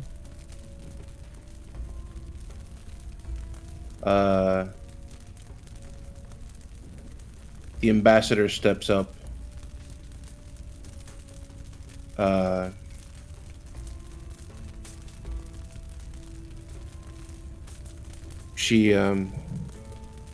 She steps up next to Cameo and says, Multaq, I am here on behalf of Ujat. If what you say is true, which is what I believe, then Aurim's death today will pay for the suffering that was made. But we will have to have an agreement. Things must change. We must keep watch to protect the people. You hear the dragon say, Aurin was stupid and impatient. Man's greed has always been a better source of income than their weak wills and weaker bodies.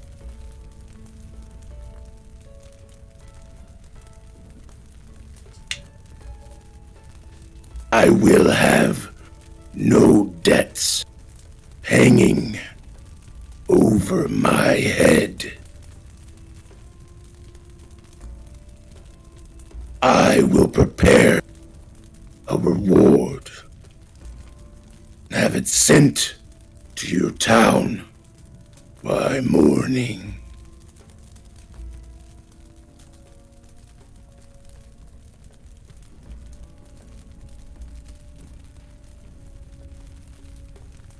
Anyone say anything? Yeah, Dante looks back at Bolts, but he's sort of biting his tongue. Our friend here, forgive me for speaking out of turn. Our friend, we require, as it is a desperate situation. He's in need of the jade from this particular area. We came to negotiate. Now, perhaps we have earned some of that.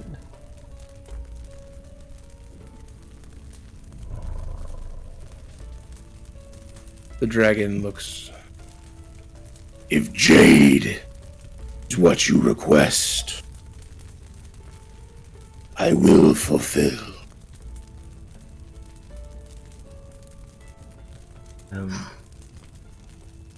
Dante will sort of look back at Boltzmann. You can you see Boltzmann, his face lights up with there's this bit of life that's returned to him upon hearing some good news after such a long time. Okay. So it was the right stuff. Dante was a little uncertain just then. Thank you, Great Multaq. We appreciate that. He kind of bows his head just ever so slightly, still eyes fully open, just a nod of you saying that. Before he takes a big swoop, flies, takes a jump, flies directly over your head, and flies back out over the top of the mountain and up through the opening at the top.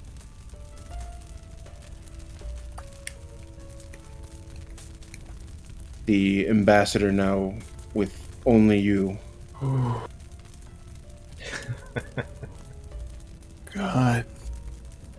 Well, I guess that went as well as can be expected.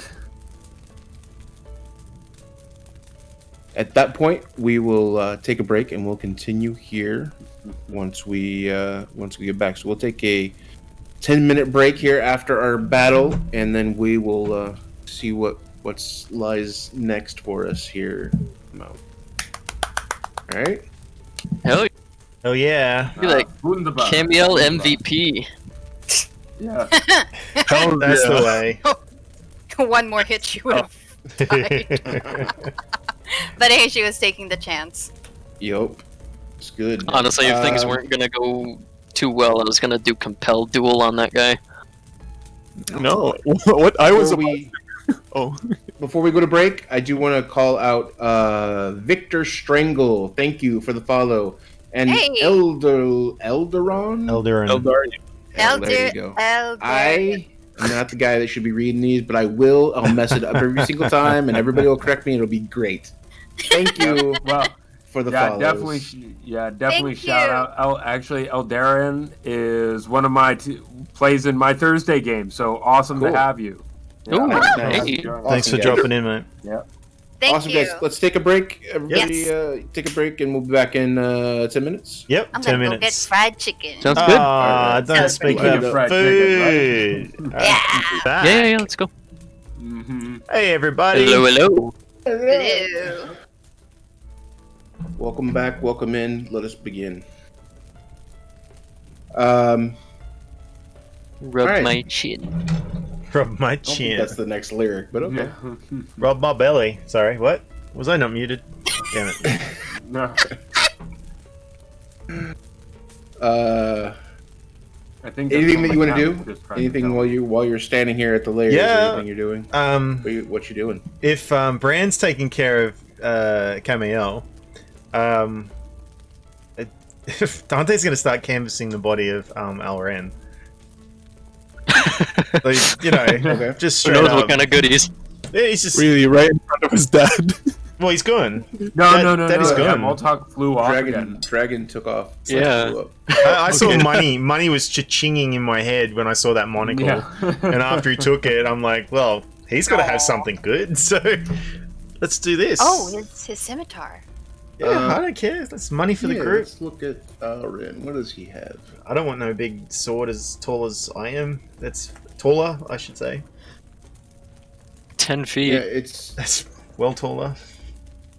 there are gems within the sword.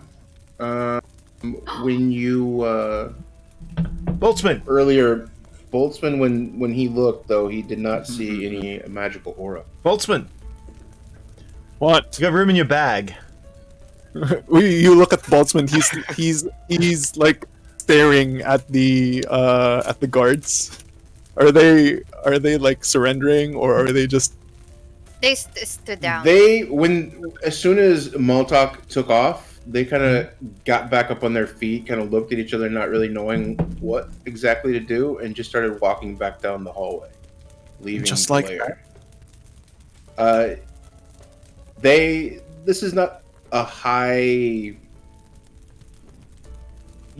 From what you take, the Knights of Multaq are not an elite fighting group. They are a collection of men that have been put together that have been given enough Almost like power a to be able to keep others in check. Conscripts are a band of mercenaries. And they probably thought the At dragon most. was calling the shots. Yeah, they probably Yeah, had no idea what the hell was going on. Yeah. Yeah, you're not 100% sure, but they do know that Multaq is supposed to be in charge. I mean, they have a big emblazoned M on their arms or chest or wherever. So they're going to follow the direction of the dragon. So they've just kind of taken leave, just kind of looked at each other, not really knowing what to do, and kind of gone back into the mines and started doing what Multaq told them to do, is to tell the people that they're no longer slaves. Alrighty then. But anyways, Boltzmann just shakes his head in disbelief. It's that easy for them. It is for Dante, don't worry. He holsters his weapons. He looks at Barnabas. He opens his bag and just he pats his bag, like gesturing for Barnabas. He's like, "Hop in, come on." Points. Point in now. There's a sad beep. Skitter's done. Come on. We'll spend. Dante, more time. roll an investigation to see what you can find. You sure you don't Yeah. want a perception check? Yeah, and Don't wanna touch him. Look at him. Boltzmann would now look towards Dante since he was called. Sorry, I've got that on Yeah. advantage. Yeah, he's now just gonna walk towards his friend, who is now pilfering a dead body. And actually, as Dante is about to harass this dead body, Camiel grips her halberd, and with a swift move, she pulls the halberd out of the body and just looks at him, looks at Dante, and just chuckles under her breath and just looks away. Yeah. He just winks back, like nothing he hasn't done before on the battlefield, so. Yeah. Quit moving, Camille. So I'll give you the 15 on that, unless you want to roll again. Oh, you? No. I rolled it at advantage. Didn't I? Yeah, so it'd be a 6 and a 15. I'm happy with that. Okay. Got the sword. Yeah. You got the sword. The biggest thing is the sword. This massive golden. You're not quite sure. It's too hard to be just pure gold, but it's definitely gold plated and it's definitely finely crafted. And it's freaking huge. It's 10 foot long. It's got a huge length to it. And it's unique in shape, and it does have jewels on it, so it does, have some value to it. Does it count as a pole arm for Camiel? What? Possibly, but I'd have to change the stats on it because you didn't have the same strength as Alrin. But yeah, you do find some gold on him. You do find actually you don't find gold. You find platinum. There's tons of gold in this region. He actually has platinum on him. He has 200 platinum on him. I'll actually like hand that to Boltzmann as well. You know, as I pull stuff out of his pockets, I hand him the sword, reach in. You do have you do find the 2 jade balls that you saw in his office. It gave off that kind of hum, that magical resonance noise that he used as to open the doors. He smiles a bit and hands those over to Boltzmann as well. You might like these. Interesting. And given the ridiculous amount of pilfered items Dante is giving him, Boltzmann would try his best to like sort out the things before putting it into his bag of holding. And You want to know what you're looking for? oh my god! You said 200 platinum? 200 platinum. Oh, lovely. that's 40 platinum for each one. 400 gold. Nice.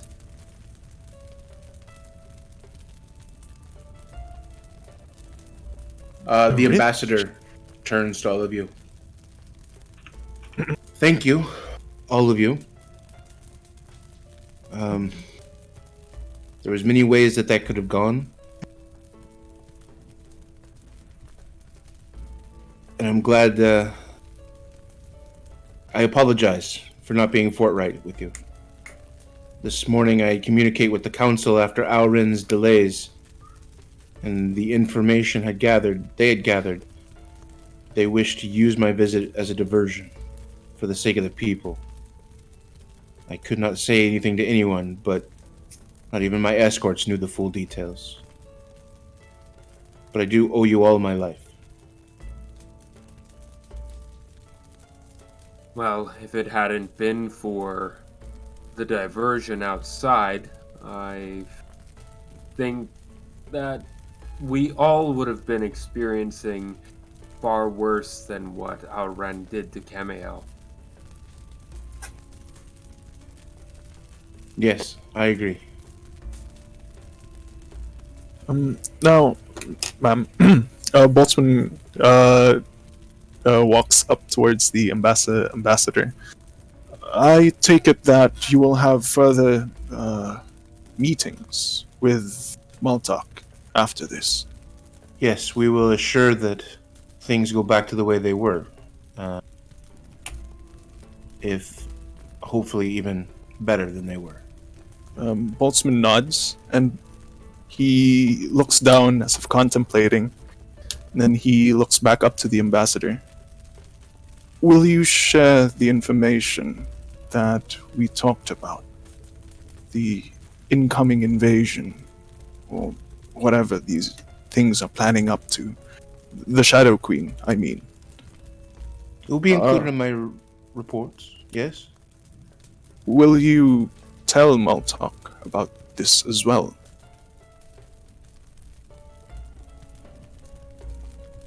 I'm not sure. That is probably for someone more higher rank than me to make that decision. I wouldn't say Multaq is an ally, but I would say that he is now at least not a foe. Somewhere in that gray area he now lives. Yes, because, well, such information could save countless innocent lives, and I'd like to think that, at least, if he would be aware, some of, or most, at least, of those living here could at least be prepared, or take steps to avoid having a fate such as the same fate as I am experiencing right now. You can see Boltzmann is like, he's looking for as usual, he's looking for the words, but it doesn't seem that he's not the most eloquent type. And he stumbles the words to say. I understand your sentiment, but it is also very dangerous to incite people without a clear path forward. Giving them reason for concern is, when valid, is understandable, but without knowing the details and what they should be expecting will simply drive fear. anxiety.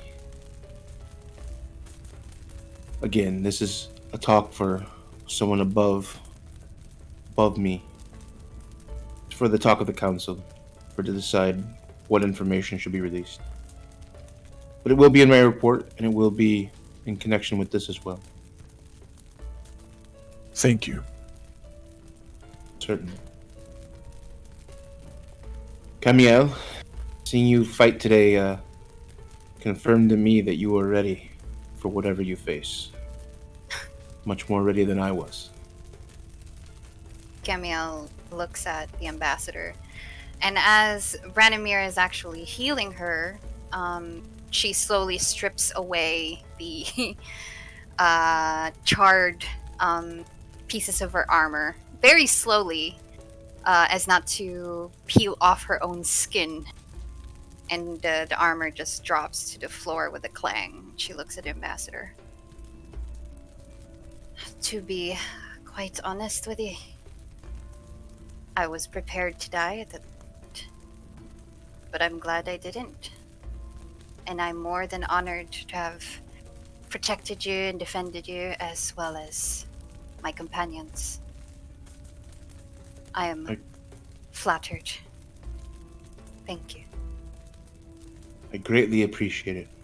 Greatly appreciate your devotion.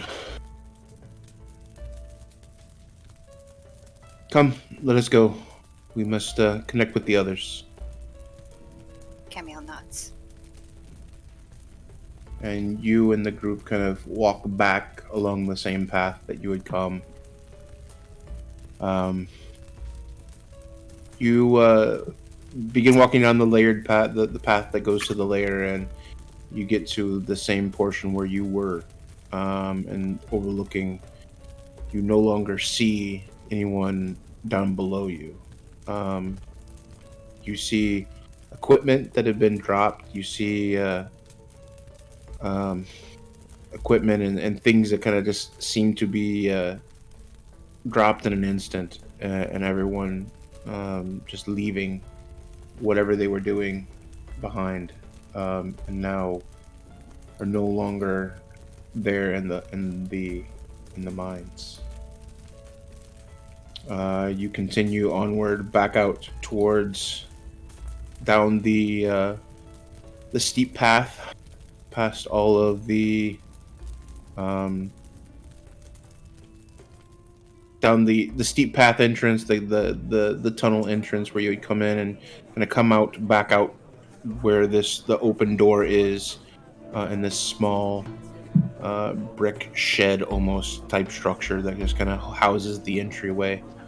And from the backside of the barracks, you see a stream of people exiting a similar structure down a little bit a ways from you, still within the area of the barracks, but a much bigger structure, looking to be about 3 or 4 times the size of the structure that you're coming out of. And you see people coming in, leaving that site, and kind of forming a stream of people that are walking out. They're all in older clothing, tattered, dirty,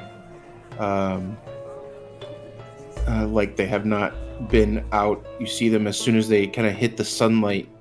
You see them kind of put their hands over their faces and kind of squint and kind of almost disbelief that they are now outside once again. You see more peacekeepers, similar to the escorts that were helping the ambassador, as you continue towards the front of the barracks. You see a few more of these escort type, the guards, white robes, a lot of gold trim. You see quite a few of their mounts next to them. You see these large bird-like creatures, bird in the face with large wings like eagles, but in the body of lions. And you see these peacekeepers, keeping some of them still on their mounts, being able to direct people in and out of where they're trying to get to. You see as you start walking back towards the market. Is there anything else that you want to do as you're kind of doing this? Would Saoirse see? Just curious. She would have been probably looking. Would she see the child that she saw the last week? Just earlier, before the fight. Make a perception check. Okay. See a lot of people. There's people coming and going. Yeah. So, specifically, let's see. 14. Unfortunately, no. You look around Okay. looking for something. You're looking specifically for that girl, and you do not see it. You do see the peacekeepers kind of helping guide the people, reconnecting them with people. You do see a younger woman grab the neck of a very dirty man, tall human. You see them embrace for a long moment before you see the young woman pull away slightly. She stoops down, and by her side is a child about 4 or 5. She leans into her child's ear, and for a moment the child pauses. She looks back at her mother before quickly jumping up into her father's arm for the first time in years. There's a few people watching, and collectively they kind of stand back and look at this family reunion, and you can hear the feels kind of get intense there for a moment. And you see their smiles all continue to grow as they kind of walk back to wherever they're from, wherever their dwelling place is for the evening. Yeah, Saoirse would just watch. Yeah, she wouldn't want to interrupt. She would just watch and maybe smile, and a tear, one small tear might kind of roll down her cheek, probably on along the scar, this little faint scar that she has on her face.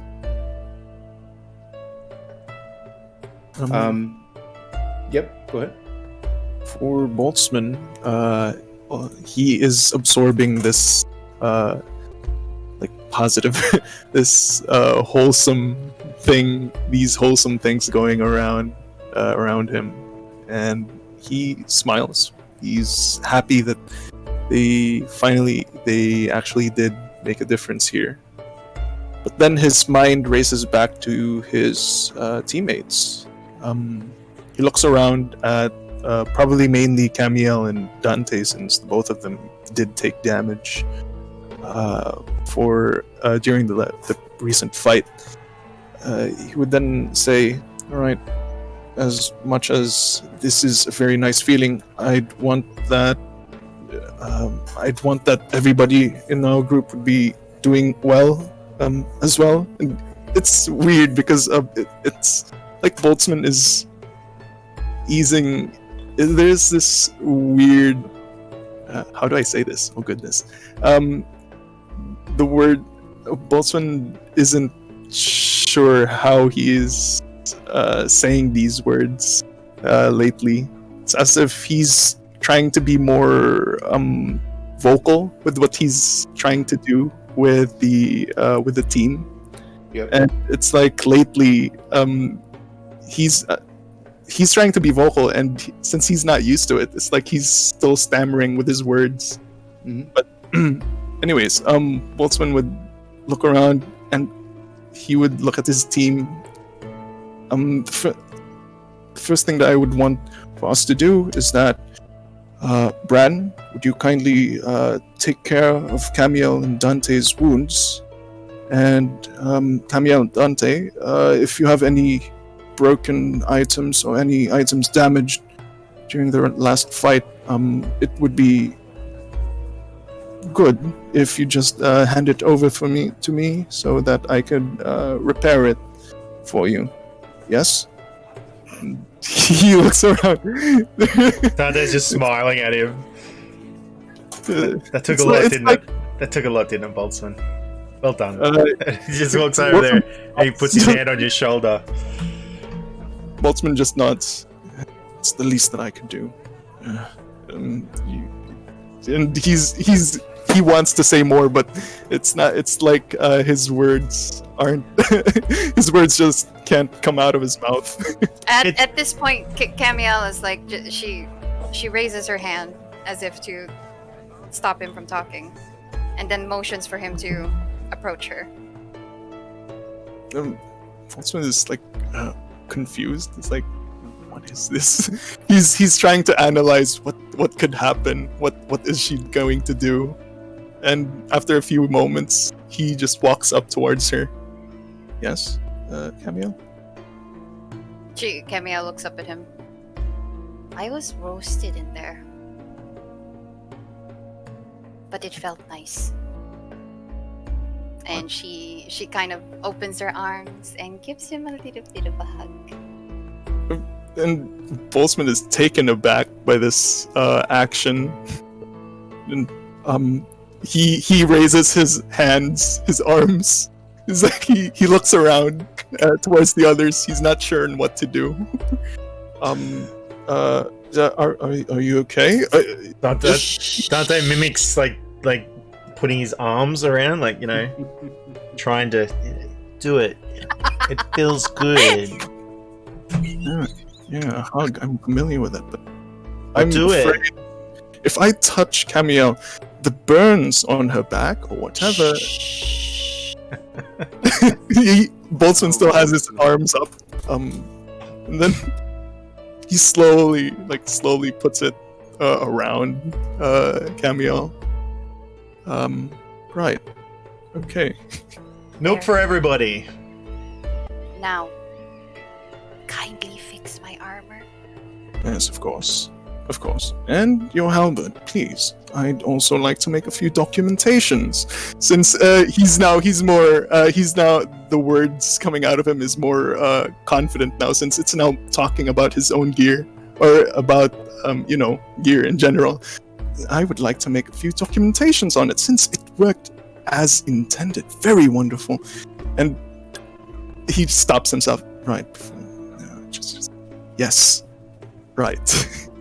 And she just hauls her armor and tries to reach it up to him as far as her burned arms can go. Boltzmann just takes it. Okay. It's a bit heavier than I remember. Right. And he just puts it over his shoulder, and he continues to walk along. There's this smile in Boltzmann's face. You know, Camiel, I imagine that that sword you had to deal with from Auren, Boltzmann might be able to make some modifications to it. If you'd be interested. I never wield an enemy's weapon. Ah.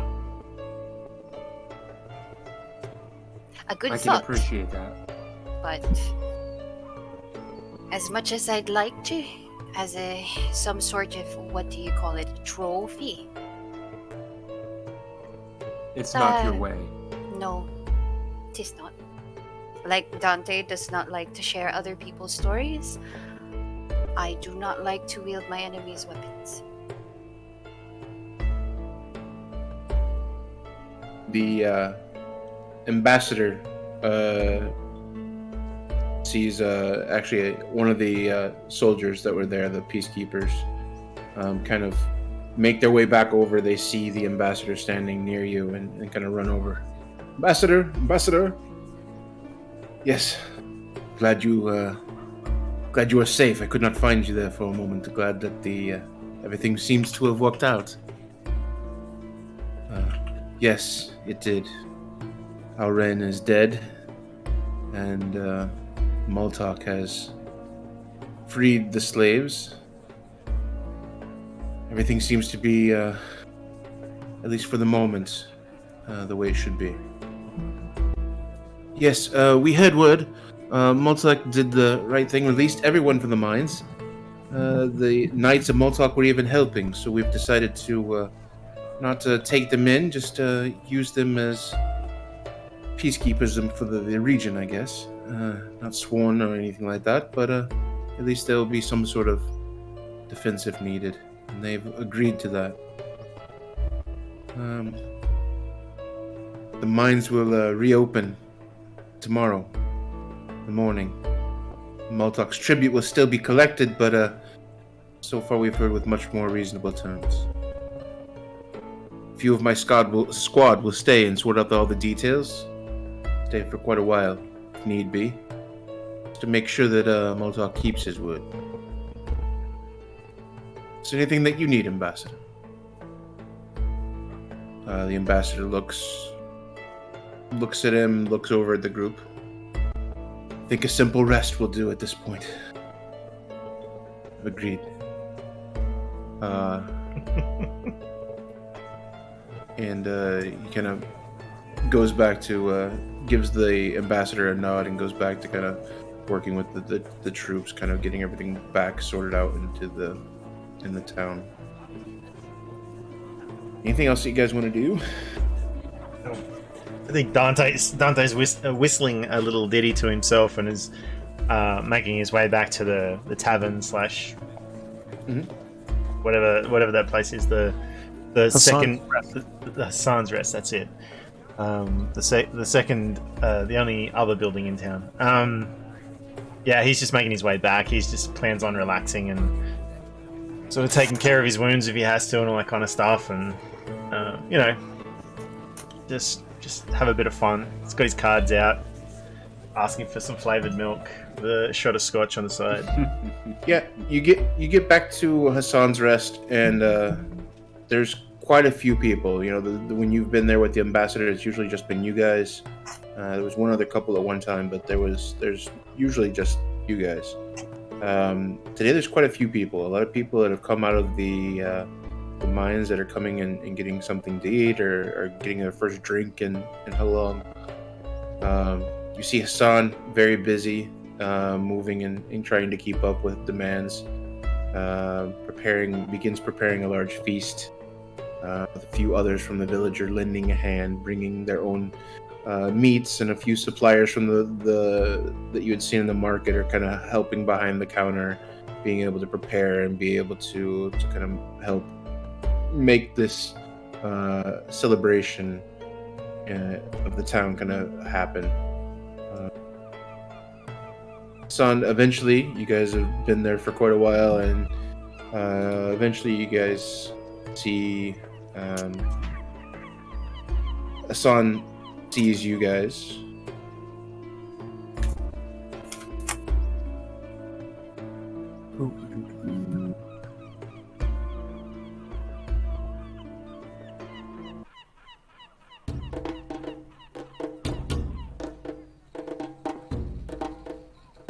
So eventually Hassan sees you guys. She brings out a couple of bottles of the cherry wine that you had tried the day before, and she kind of makes her way over to the table. Oh, word has been all over the place. Thank you for helping the village. Even before I found out what you had done,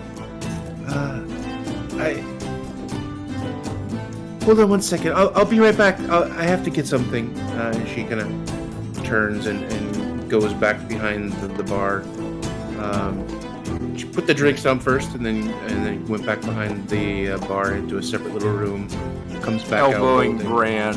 I was gonna say elbowing Bran. Saoirse would say, "Hey, maybe she's gonna bring you some more coconuts."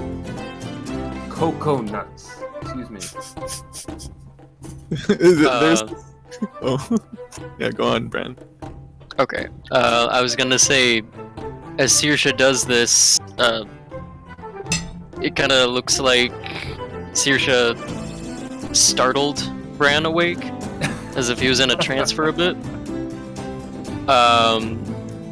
He kind of shakes his head and he looks over at Saoirse. What? Cocoa nuts. She has something else that she went to go get. I'm sure maybe and even if it's not coconuts, maybe we're getting the Boltzmann, we're getting the jade for him. Perhaps you could get some sort of steady supply of coconuts as a thank you for helping the village to start your empire. That is your business. To this, Bran kind of gives a half-hearted chuckle as he slowly nods and agrees with Saoirse. Maybe.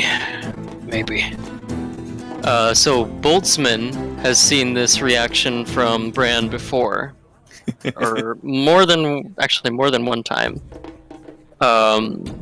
This is this usual kind of stony-eyed look that he gets is accompanied usually when a party member reaches a critical moment, and this has only happened a couple times in the previous sessions of the campaign, but this is yet another one.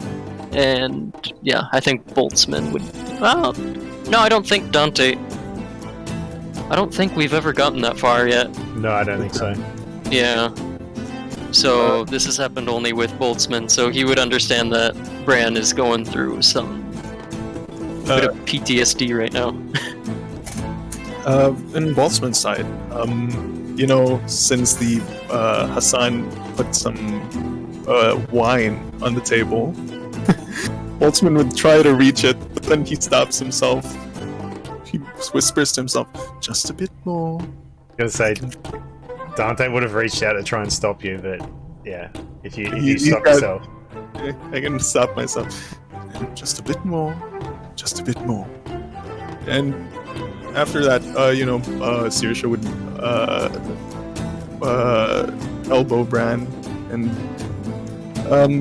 Boltzmann would also notice and look at Bran's expression and see this, the familiar face. He would just put a hand on Bran's shoulder and give him this look, like a comforting look, I guess. And we just tell him, "Bran, everybody's fine. We're all good. All right?" Hearing this and seeing this, could I make an insight check into Bran? And what Saoirse is seeing here, given her own past as a soldier, could she make some sort of okay? Great, let's Get an insight check. Oof, 15. 25. Nat 20. She knows all the things. Yeah, you can definitely make out that there is some. There's a difference in the way that his eyes look. There's an overglazed look, the kind of she's seen it before. Yeah, this haunted kind of a look that you've seen in battle and you've seen in soldiers. This almost PTSD reaction to things where you can tell that things have affected them. You definitely get that. Not too much more than that, but you get that. So anyone who would notice if Bran was cognizant enough in his inward turn, or Boltzmann were to notice, they would probably see her eyes going from that bright kind of joking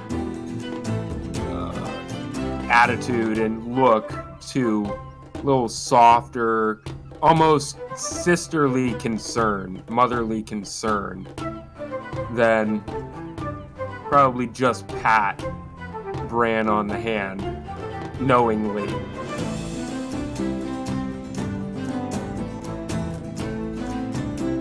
To this, Bran kind of, it's with his, you touched his hand, correct? Correct. Okay. To this, Bran will kind of flinch a little bit, like it's kind of like muscle memory, kind of flinches a little bit at the touch, but quickly returns it, and he kind of gives a weak smile to Saoirse and nods. Unable to speak properly, but is willing to accept the warmth given by Saoirse, and appreciates it. We've all been there. Those of us who've been soldiers.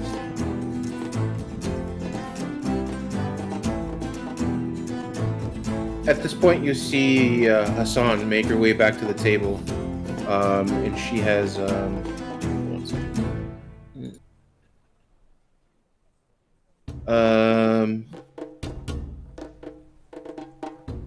You see her holding this little pot. It's about 8 inches around, about 6 inches tall. She goes over to Branimir. I had found this, and I wanted to give it to you as a gift. You were so enamored by our fruits, so I found this for you. She hands it over. At the top, you see it's completely covered. Whatever it is completely covered in dirt. But at the very top, you see a little bit of green sprig, almost like a bamboo shoot with leaves flowering on top of it. But it's not bamboo; it's far less fibrous. She goes, "This is a coconut plant. Eventually, if it stays warm and gets enough sun and water, it will become a tree. And when the tree is large, it will make coconuts for you. I would say that it takes about 20 years, but someday, I hope your coconut dreams do come true." She presents it to you. Despite the issues that are going on, Bran looks bewildered at the gift that was given to him. At first, he's unsure of what was presented to him as he kind of raises it to his face as he turns it around to inspect it carefully, and he notices this shoot, or at least the green shoot, and as Hassan explains it further, it kind of dawns on him, and the flat line that is his mouth slowly curves upward as a little smirk appears on his face. 20 years, huh? Yes. But hopefully for those 20 years, you'll be looking at the plant and thinking of here and the good deeds that you did today. Undoubtedly. Thank you kindly, Hassan. It's much appreciated. You're very welcome. She kind of bows her head slightly and turns back, being swarmed by people requesting food and drinks from her. The ambassador is sitting with you. She's like, so, what is next for your group of heroes?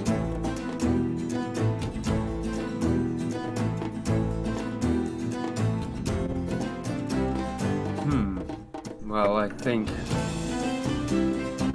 What, a long trek back to Amma? Boltzmann just would shake his head. No. Wait, what was his name? Mage Weiss. He did tell us that to. Oh, yes, we did right? Yeah, contact Bran him. raises his ring. Yeah. Well, we have to That's wait right. for the jade first, don't we? Yes. Yes. So, in the meantime, we Have some will fun. rest. Well, if you need transportation within Uja, we would definitely be willing to help. The Griffins, the team outside, those Griffins were quite useful in transportation. Can get us quite far and quite safely. It would be. We would greatly appreciate it. Thank you. But Bran, I think it would be good that we contact Weiss first. Tell him that we have secured a deal, at least. Perhaps. Agreed. I do believe Bran still has his charge for the day. Yep, yesterday it was used, but today it is yours. Alright. So, I don't know, do you guys want me to contact him immediately, or wait until the next day to... It really depends how long the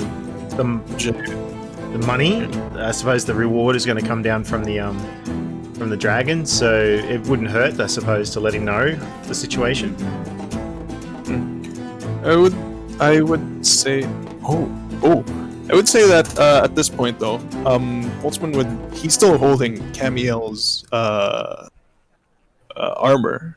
Would set it down and he would take out his notebook to like make some notes on the sort of damage that's been made on Camille's armor.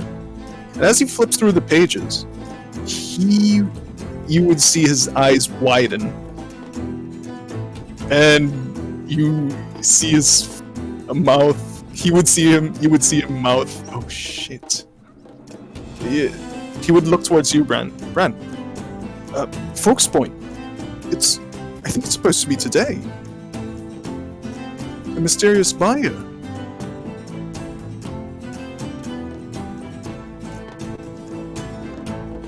Oh, shoot! Sorry, something was going on there with my mic.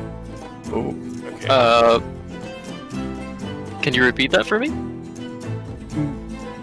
Boltzmann would look towards you, and he would say that Folks Point, the buyer, the owlbears. Whoa, am I lagging out? A little friend. You're good. Yeah, all right. I'm sorry. Hold Yeah, on. Let me retry it. Let me Uh-oh. log in and out. I'm gonna drop out of Discord. Uh-oh. Speaking about owlbears, what's happened to Addy. Abby? She's Yeah. fine. She's fine.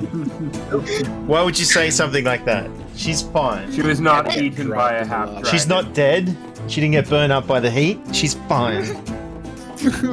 I was tempted to say that Hassan tells you that that Addie is resting in the room after watching her this morning. I was actually, you know what? Actually, I was going to message you earlier because I was freaking out because I was like, oh my god, we brought Addie in there. I was gonna say, hey, could we just do some DM magic and just say that Bran left Addie at the room? God damn. Yeah, we'll see that. Because I wasn't expecting to go over to face small talk on that day. Yeah. So yeah, we just kind of got up and we're like, hey, yeah, let's go. I just thought we were gonna talk to him. We're moving now. Yeah, and so I didn't have time to think, oh yeah, I should probably just leave Addie here. Can you wait 1 second? I gotta get find a babysitter. Dad's gotta go get some smokes. Never return. Oh my!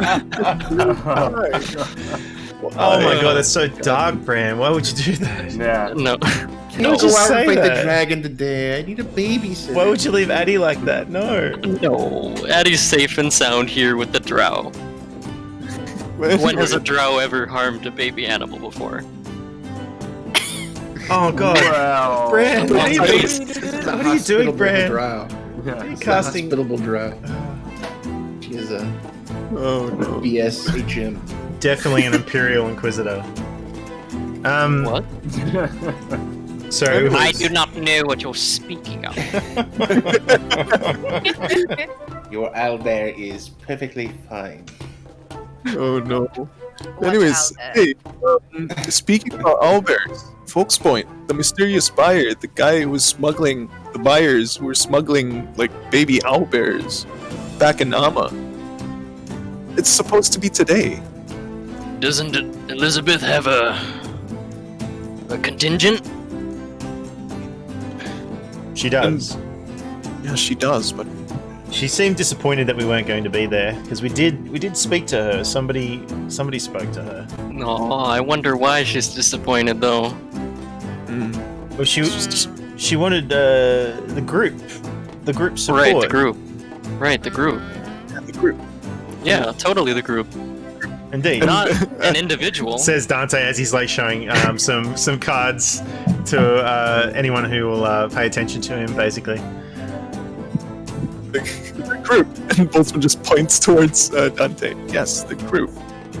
The group. Anyway, to check out on her or something. She should be fine, right? Oh, Boltzmann's just shrugging, like wondering what should they do. If it About puts your it. mind at ease, Boltzmann, I can use the Ring of Sending's charge for today, and we can contact Weiss tomorrow morning. Please, thank you. As long as that's okay with the rest of the group. It's probably not a bad idea. I mean, we should probably check in on her. She misses you guys so much. Screw you, Dante. Bran is going to take the opportunity to close his eyes, focus on Elizabeth as much as he can recall, and drown out the sounds and music and voices around him, and basically send a message of inquiry, I guess. Basically asking you have her. 25 words, so you come up with your 25 words that you're going to say. All right.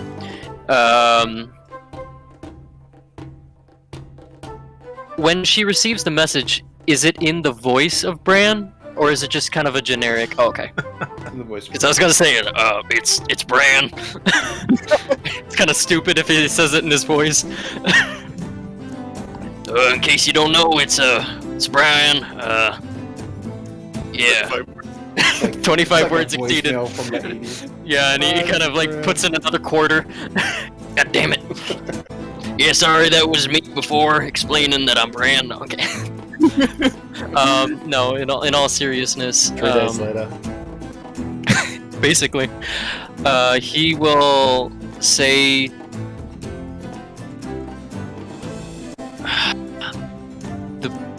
The buyer. Okay. Bran's gonna say that the arrival of the buyer is today. Is everything all right? That's 8. Yeah. Bran will also sneak in. Dante sends his regards. Exactly. I was gonna say Dante is extremely concerned of your situation. Did I hear that? No, it's mental. Oh, it's mental. Yeah, you are mental. No,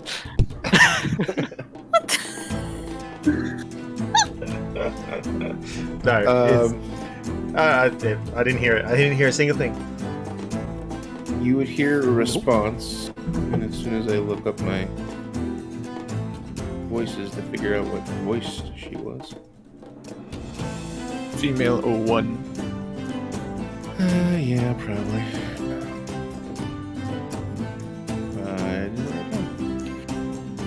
Get a reply. Yeah, you get a reply Okay. saying,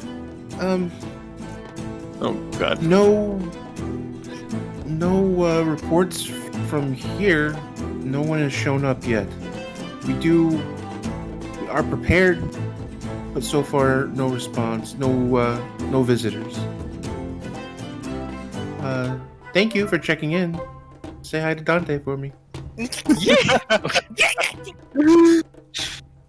Oh no, Dante. In the background you hear, is this your card? Ah. Oh my god. Bran kind of acknowledges the report, I guess, and he relays the message to everyone else. Except for Dante, which he eventually says, Liz says hi! So you have my heart, I have yours. It's meant to be. Oh, sorry? Liz! She says hi! Hi. No, where was I? Bran kind of like places his hands on his hips as he kind of just watches Dante as he shakes his head. Do you know what chaos theory is? Boltzmann would want to chime in chaos theory. I was making a Jurassic Park joke. Sorry. Oh no. Yeah, exactly. Would take it seriously. We were so busy wondering if we could. We didn't ask if we should. Which way will the water fall? Yep. Now let's wipe that off. Oh, look, it's a different way because and as he touches her hand, no. Oh my god, Dante. Why? And here I thought it was a reference to becoming a wild magic sorcerer, but no. Oh no. Yeah. It's gonna be wild, right? For that. Don't remind me of It's gonna be wild. wild magic users. No. Bran, roll a perception check. Oh no. Bran and Dante. Oh no. Oh, hello. Why us? Because we're special. I said so. Oof. Damn. Ah, Jesus, Dante, what the? yes. He's got a 7. There, you got it back. That's still crazy. After a while, you guys see a very tall orc drinking in the bar. The face you remember from the market yesterday. Sitting next to him, another orc. One that looks a bit thinner, a little bit dirtier. Both seem very, very happy. You guys catch eyes, sees you, smiles wide, points at his brother before clasping his beefy hands together in kind of front of his face and bowing his head ever so slightly. Kind of a sign of gratitude for you and your friends. I guess Bran returns the gesture by kind of raising up his hand in the air and giving the thumbs up signal back to them as he nods and smiles, happy to see the brothers reunited again. Dante's Although just staring. Boltzmann still needs his gunpowder. If you go over there right now and ask him if he got his stock in, Dante's just staring at Bran, just like, oh, and that's sweet. And then he goes back to his conversation. Liz says hi. Yeah, we'll do that in the morning, Bran. Accountants, there's such a hassle. Anyway. Wait, who's Liz? Oh, that's right. Camille has no idea who Liz is. Uh-oh. Yeah. Uh-oh. Please don't tell little sister. Please don't tell little sister. Well, you know, Dante has a bit of a port in every storm kind of situation here. A what? I think you mean a girl in every port? You heard me. What? What? Oh, I don't think I need to make an insight check for that one. Never mind. Yeah, seriously, but oh, that's good. Yes. That might top last week's when Dante said that he was going to pull the thread of this puzzle. I was listening to that of the replay. Of this puzzle. I was just going to start laughing. Oh, good lord. It's like that thing with Futurama and Zap Brannigan. Yeah. If we fold our aces, we can knock over this domino of the house of cards. Checkmate.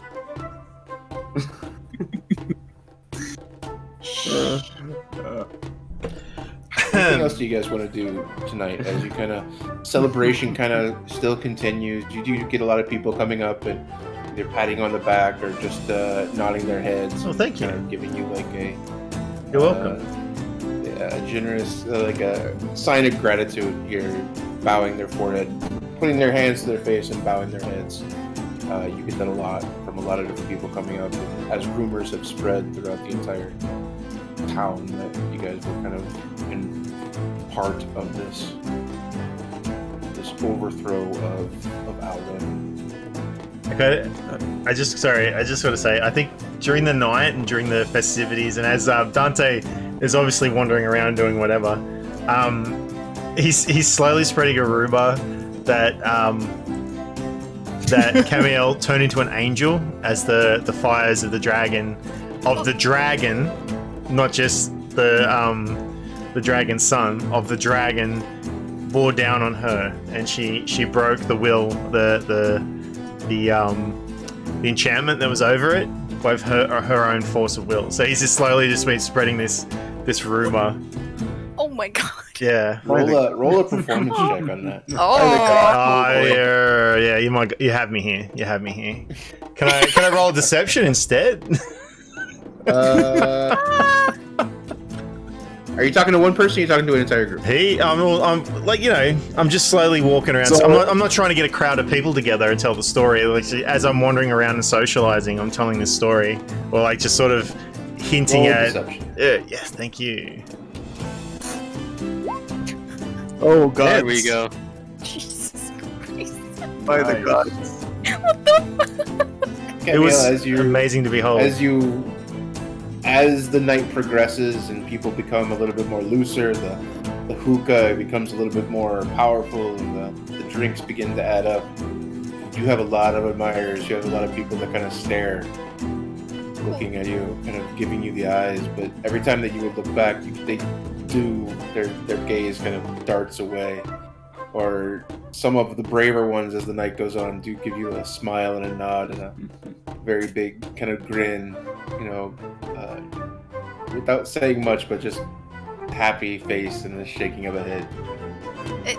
Realizing this, first few times she's like, "Oh, okay, that's so nice, thank you." It's like, but as it progresses, she, especially like setting a scene where she's just walking down the road, and she's noticing more and more that these people are giving her attention.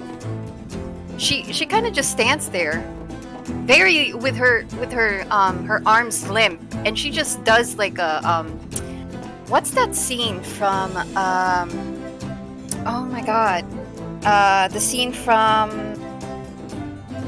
oh, what's that movie? Quentin Tarantino's movie. Shit. Reservoir Dogs? Which one? The one with the one with that stupid how can I forget it? I love Quentin Tarantino. Fuck. I am embarrassing Kill Bill, myself. Django. No. Jackie Brown. English, motherfucker. Do you speak it? That one. Oh, Pulp Fiction. Yeah. Pulp Fiction. Yeah, it's that scene with the dude just with his arms kind of like up and doing a bit of a turn, like very confused, but Big also brain on bread.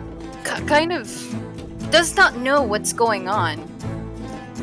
She's still trying to figure out what the. Okay, well, all right. She nods, but does she put two and two together that it's probably Dante? Roll an insight. Insight versus Let's see. insight. Oh boy. And 20. You have to beat 23. Do you even want to try? oh, Jesus Christ! All right. Now, you definitely feel the admiration, the adoration of the people that are around. The generosity of people are now, offering you things. You take a step outside to get some air, and as you're walking, you see people. And as you pass by the market, you see the fruit vendor who's still set up, and she sees you and gives you a big happy grin face, and then takes a couple of pieces of fruit. And then kind of wraps it up in the paper that she has and hands it to you. Gives you the sign of here, take, and claps her hands again and bows her head. Camiel happily takes it, still confused, smiles, nods, and thank you. Yeah, I You're will welcome. Be, okay. Very glad to meet you. Yeah. Is it true what happened? Whatever do you mean? Well, we heard that you. Well, we heard that you kept the dragon at bay. You had your spear and you forced it down the dragon and pushed him back all the way back until he gave in. Is that what happened? At this point, she's just giving the surprised Pikachu face. We heard that you were burned very badly from the dragon that was nearly caused you to die. With your last bit of strength, you killed Alrin with your spear. Is that true? Her mouth is just a gap at this point, and she's just slowly nodding as the woman speaks.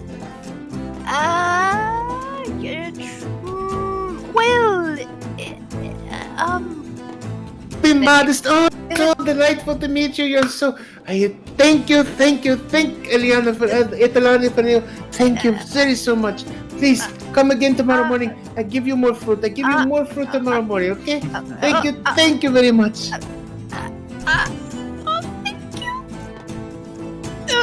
Thank you. Yeah, you're welcome. I shall take my leave. Thank you for the fruits. tell everyone that you got your food from here. Yes. Yes. Okay. Yes, Thank you. abso- Thank you. Absolutely. Slow turns, frowns, and then just slowly walks off. What is going on? So she rushes to where everyone else is, and carrying this abundance of fruit. And she goes towards Bran. She's like, Bran! Yeah. Look! When Bran turns around, he sees Camiel with one of those fruit hats, like the hats where they stack all the fruits on. Stack all the fruits on the hat, and she's just like balancing all these fruits on her. Yeah, she's got a big bounty there. She's got like a bunch of bananas and some larger grapefruit and one that's kind of purple and looks almost scaly. A local fruit.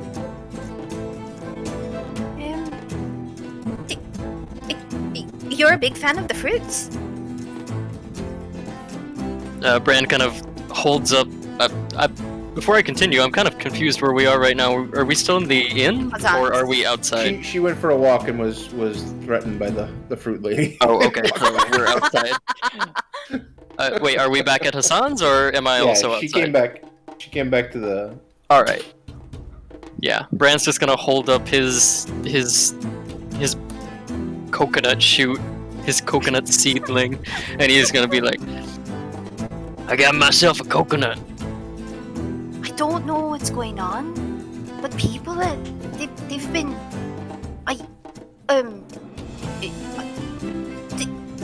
they've been staring, and the lady that gave me all these fruits, she was, I mean, parts of it was true, but why do I feel like it was exaggerated a little bit? You haven't been talking, have you? Bran kind of leans in on the table, pressing both of his elbows onto the table, and he kind of leans in to kind of look closer at Camiel, and he kind of gestures with his fingers for Camiel to kind of move in closer. Okay. Camiel moves in closer, trying her best not to drop all the fruits. Bran looks at Camiel in the eyes for a good few seconds before he slowly says, "Who do you think?" Bran slowly starts pointing his finger at every single one of the party members. He kind of gestures to Boltzmann. He kind of makes a face and goes, "Huh?" He gestures to Saoirse. No, Boltzmann, if you would look at Boltzmann, he's poring over his notebook, looking over his the damaged armor pieces, weapons. And there is now an alarmingly large pile of empty coconuts beside him. Oh. And then he does the same for Saoirse. What is Saoirse doing? Saoirse would probably, Saoirse is just watching all this and would say, "Well, that you are the one who took down Alren. Stories like that have a tendency to be overblown or exaggerated, as you put it. However, I think what Bran kind of interrupts Saoirse a little bit and points towards Dante. Exactly. Exactly. And she slowly looks at Dante, squints her eyes. Dante's up in a crowd. Looks at Bran. Like, no. Too quick.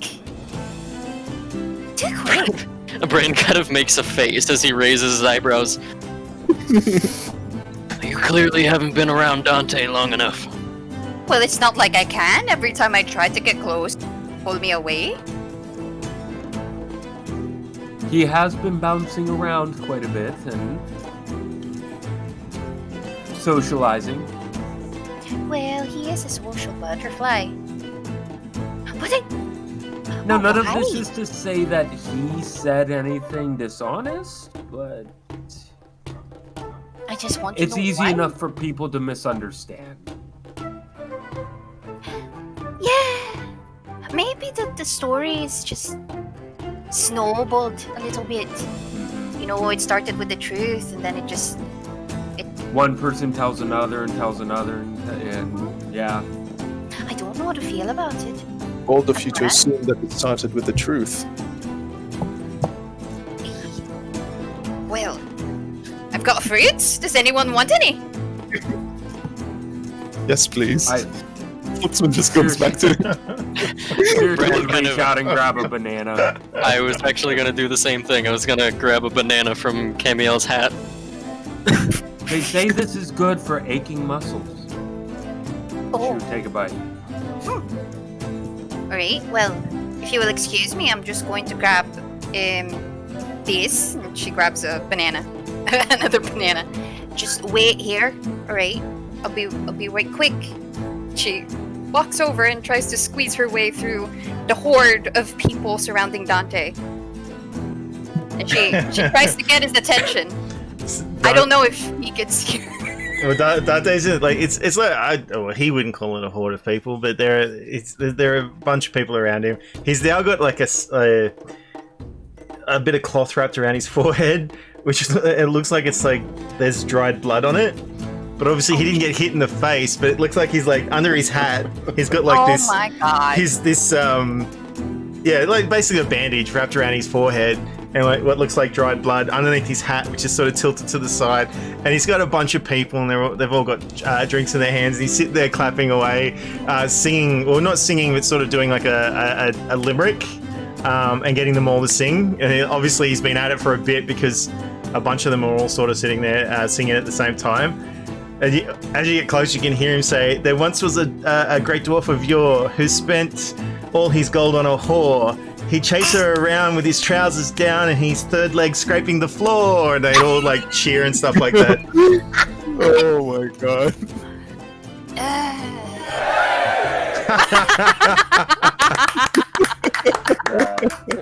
Well done.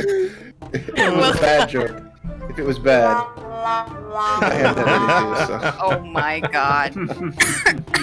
Imagine someone in the crowd doing that. But if eventually, like, he will like obviously see Camille and wander over. Banana? Oh, The third leg? he has a She bit of a holds chuckle. it up to him. You'll just sure. I love bananas. Can you be honest with me? Of course. You haven't been saying anything. Like spreading sorts of fantastical stories, have you? I've been telling stories. I haven't been telling lies, if that's what you're after. I mean, well, there's a slight embellishment here or there, but I can't be responsible if the crowd take the story and run with it and embellish it themselves. Clearly they need a hero, and I just told the simple, almost exact truth. Everybody sees what they want to see.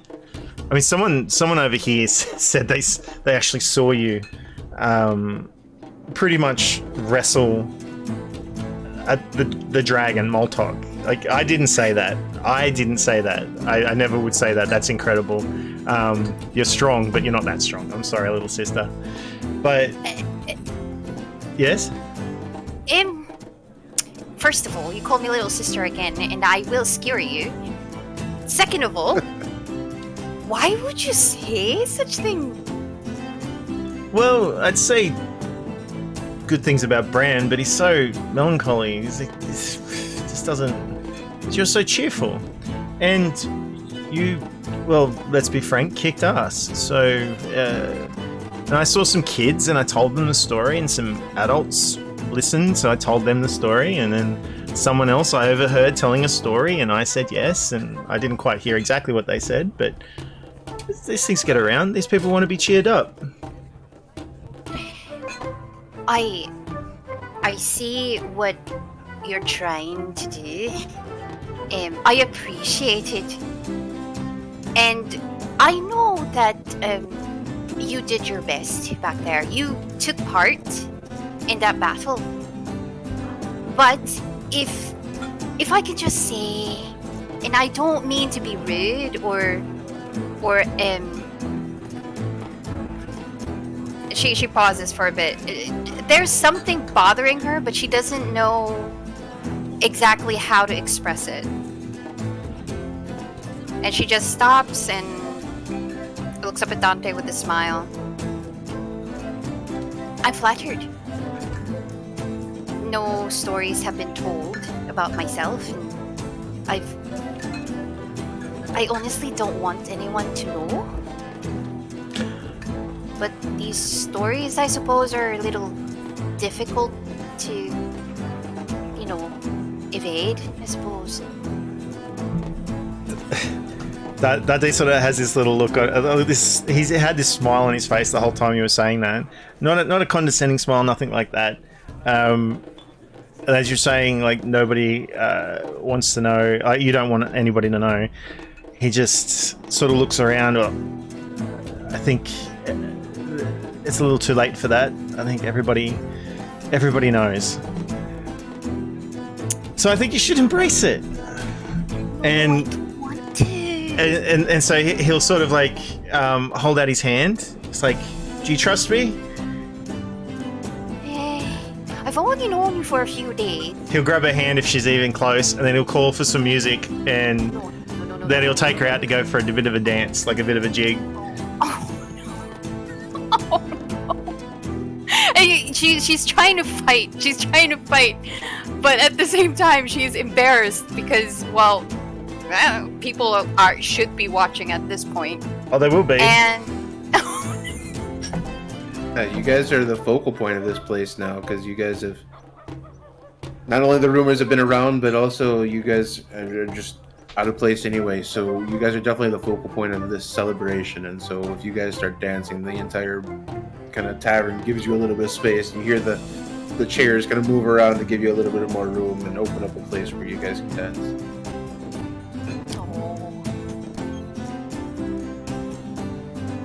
Wonderful. well, she will be fighting Dante, but at some point she's like, I'm already here, and Dante's doing the jig, so she practically just joins and tries to enjoy it, which he does. Well, the best part will be when somebody else steps up to want to have a dance with you, and hopefully me. Fingers crossed. He'll quite happily just step to the side and start dancing with somebody as well. Sort of like that sort of what is it, like barn house dancing or whatever it is. Yeah, where everyone sort of just dances with each other and around in a circle or whatever it is. Sort of like, pick the mood up a bit more. Yeah, and it definitely lightens livens up the bar, livens up the place. Is there anything else that you guys want to do before you guys rest this evening?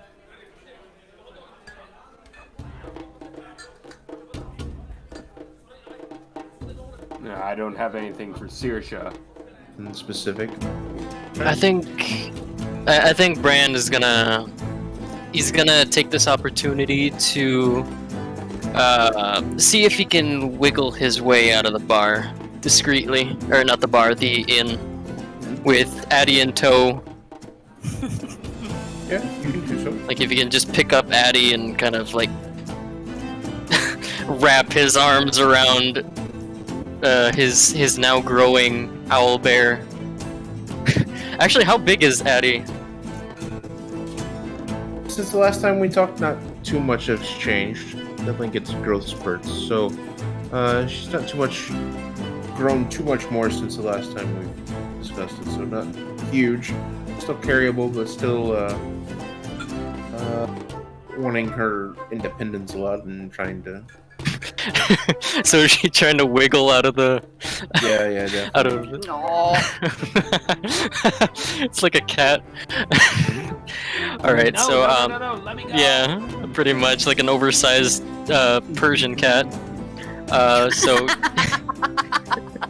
yeah, you and I both know what that's like. So he just kind of takes Addie and he's like, now, we're just going out for a walk. I bet you missed me, didn't you? You know what? She nips at your chin. During the dancing, and Camille really is enjoying herself. It began really awkwardly, but eventually she got like carried by the waves, and she's enjoying herself. And she just watches people around her, but notices that the fucking Bran walks out. I'd like to roll a stealth check. No, do not. At disadvantage with the At heavy disadvantage. Yeah, I I'll will set roll with the- disadvantage. I'll set the DC, but roll a perception check. No! Not contested, but it'll be DC'd. Blech. What was that? Perception? Roll a perception. Did it go there? No. What? Why? Sorry. Oh, that was earlier. Yeah, I would say that you're caught up in the moment. And you're Ah! not Oh, well. what's going on. Not see him sneak out. Okay. That was a joke, but if you want to go through with it, Camille, I'll say Bran trips. I'll say that later in the evening, you do look around and you do not notice Branimir's here. Ooh. Oh. Okay. Can I make a perception check to see if Saoirse saw him leave? Because if she saw him leave, Saoirse would kind of point to his seat and then point outside. When if she saw Camille look over at the table. What's your passive? My passive is something. 15. 15. Yes. Yeah, I'll say that you can see them. Okay. Yeah. So, yeah. If seeing Camille look over, maybe quizzically, like, wait, where'd Bran go? She would point at his seat, eyebrows raised, and then point outside. And then go back to smoking her pipe and sipping on a drink. Side by side with Boltzmann. Being Yeah, Aragorn. yeah. Pretty much. All right, Pipe so hanging out one side. getting high. Telling Pull him stories straighter. to the kids. Yeah, telling stories to the kids. When I was your age. Oh Jesus! No, it's not. I've got a. How different old is character for Saoirse? that. She She's is 27, around her 20s. 25. Yeah, Yeah, she's like mid to late 20s. yeah. Kids nowadays. So are you chasing after, or not chasing after, but are you trying to find Bran outside? Yes, because she does need a word with him. Yikes. And it's hard to get lost in this town, so eventually you'd be able to find him pretty easily. Okay, so she's walking around. She spots him finally. She. I mean, who rushes else over. owns a bear? He's talking to the fruit lady, who's not nearly as the excited to be fruit talking to him as she was with Saoirse. With, Camille. I know her. May or may not have seen it happen, but Nice. Oh, look! Oh, she's there! Look! Oh, see! She's the one! She's the one I gave to. Did you come for more fruit, dear? I have actually came to see your beautiful face once more. It brings me so much joy. With yourself. Oh my god! I would. Perhaps a banana? Sure, sure. Thank you. God damn it. She looks at Bran. She kind of gives his side a bit of like a punch, but it's a playful punch. What are you doing? Normally when people do that, Bran doesn't feel it because I mean, frankly, not everyone has the highest strength score here. But with Camille, whenever she does it, there's a bit of a thunk. Like, there's a audible thunk. Bran kind of just moves to the side a little bit and is like, "Jeez, Camille, what are you doing? And she looks at the fruit lady and she waves, thanking her profusely, and then kind of like a child would try to pull Bran away so that they can have a moment. Bran kind of leans into Camille and he kind of, to be honest with you, Bran kind of discreetly points with his jab thumb lower to where Addie is, and you see Addie left a very fresh pile of goods, to which Bran's like, I was just distracting her. Oh. And Bran's kind of like, yep, if you want to talk, let's go over there. What's wrong with you? I had like a ton of fruits earlier. Why did you just ask me? Addie wants to go where she wants to go. What's wrong with you? You're supposed to be stealing from this. Wait, what? Come on. Stealing? No. Just.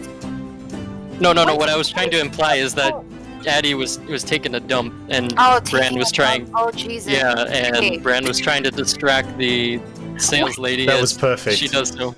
That was perfect. That was a perfect misunderstanding. I love it. Perfect misunderstanding. Oh my god, you anyway. So Camille looks up at him. And she's like, she's so high on the merry air in this tiny little town. But she looks at Bran and she seems just like, what are you doing out here by yourself? Ooh, your audio is cutting out. My audio is cutting out. Hello. There A you little go. better now. Yeah. All right. What are you doing out here? What is everyone else doing? Well, they're Bran kind of- having fun. And Serious? I am walking my owlbear. Sirius getting really high with Boltzmann, I think. And, Dante danced with me. And you're gone? Bran kind of gestures to Addie, who quizzically looks back at Bran, Here. as if to say, "Don't use me as an excuse." Well, unfortunately for you, Addie does not know how to speak. Now we don't know that just yet. Branimir. Actually, Bran kind of looks at the ring of sending. Oh god. Oh god. Branimir! Aye. She kind of squints her eyes. What is it that makes you so, I don't know, like, this is a moment to be happy? We survived? It was a grand accomplishment. We're saving Boltzmann. And you're out here by yourself? You saved me. Yet, why is it that any time there's a bit of joyous merrymaking, you slip away? Well, I wouldn't consider it slipping away. Bran kind of looks over at Addie again. Camille folds her arms.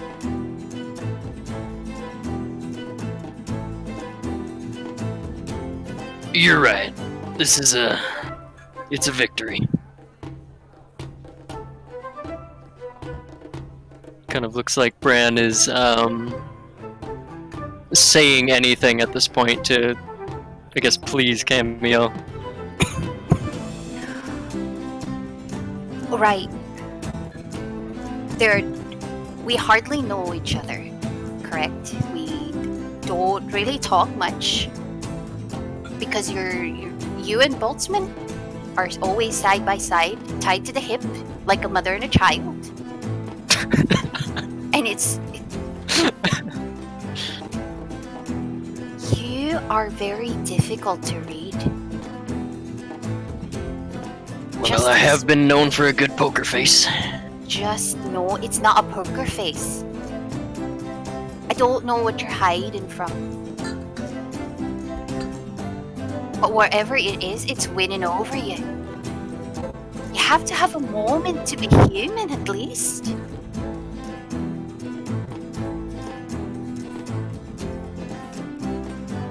Bran kind of looks down at his feet and contemplates Camille's words before he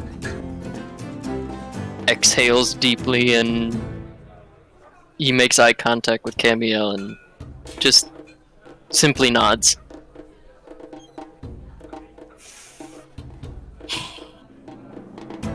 I get it. We don't trust a lot of people. And well, what can I say? Absolutely nothing. My word means shit.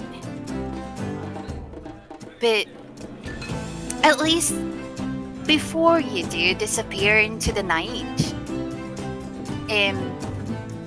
thank you. Bran kind of... The face he's putting on suddenly disappears as soon as it was made, practically. And you see this kind of glazed look on his face as he kind of mutters, I didn't do anything, Camille. No. Without you.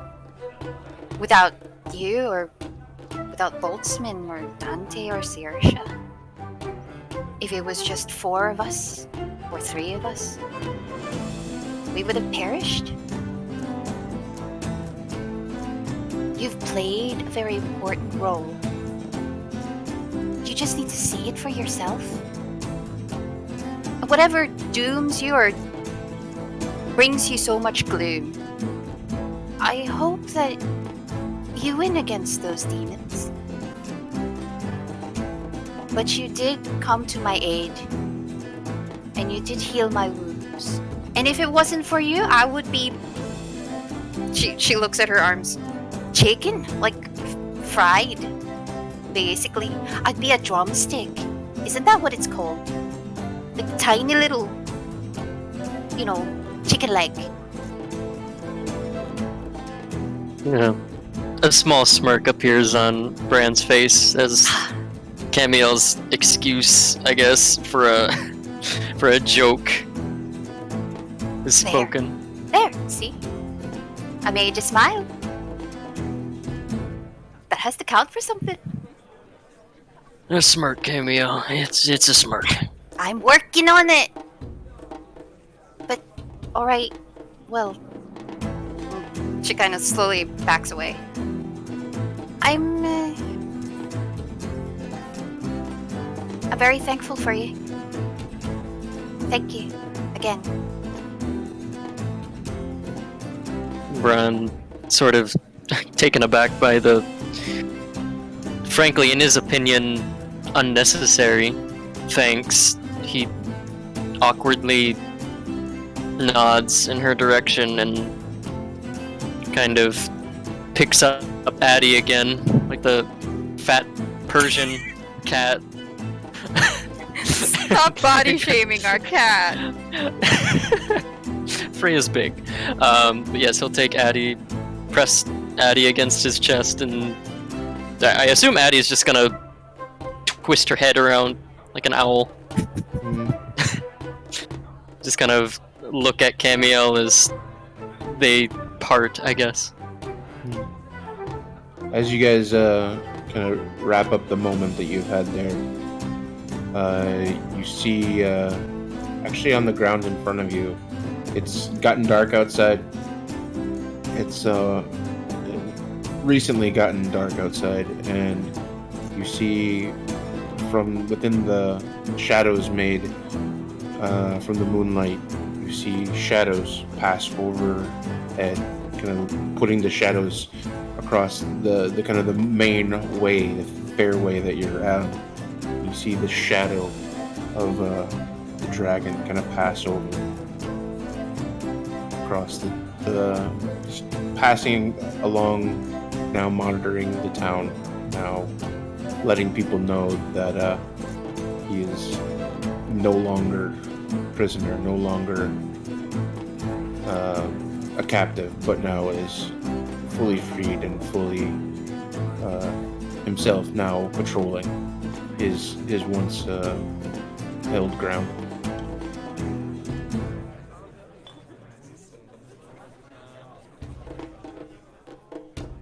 As the night continues to wear on, you guys slowly, the party kind of fades away. Everything slows down. You guys are able to rest for the evening. The ambassador and her envoy still continue to stay the night in the upstairs loft area. I assume everyone else continues there. Anyone else have sleeping plans elsewhere? I mean, Yeah. Dante. Finds a local room at a local's house. Airbnb or something like that. Or... Airbnb? Yeah. Oh, is that what we call it now? The Airbnb. I was gonna Okay. say more like Tinder, but that's okay. Oh God. Never done it, so don't know what it's like. You're not missing it. So you notice that Dante's space is left open, but the rest of you are upstairs sleeping, correct? Yeah. Bran is going to place his coconut shoot, and he is going to carefully water it. No.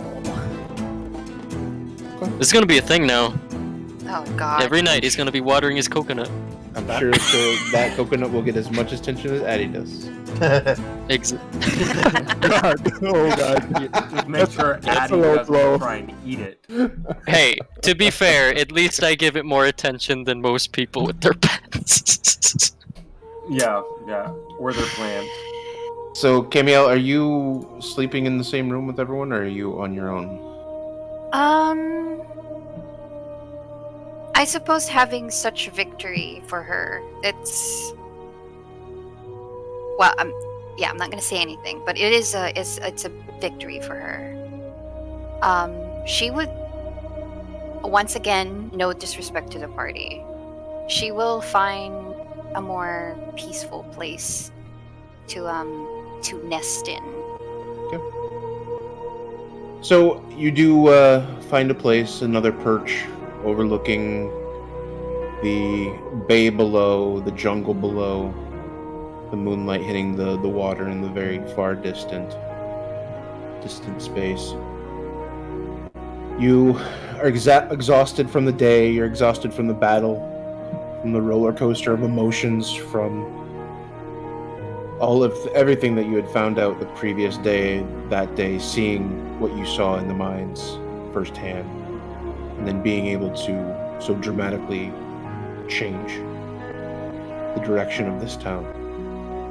So when you do rest, when you do nest, you find your rest comes quickly. As you fade into unconsciousness, you feel a familiar pool. Do not hear the tavern sounds. You feel a familiar pull.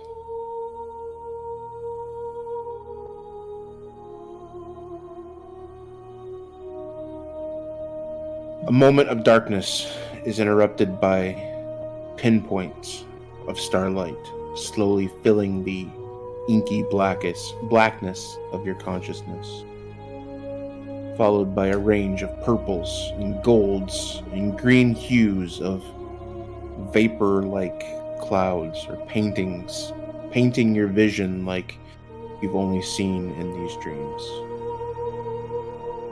The pull on you grows as you see the 4 temples far beneath you.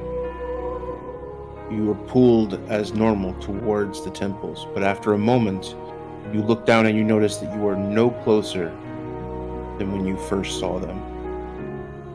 You seem to be floating, motionless.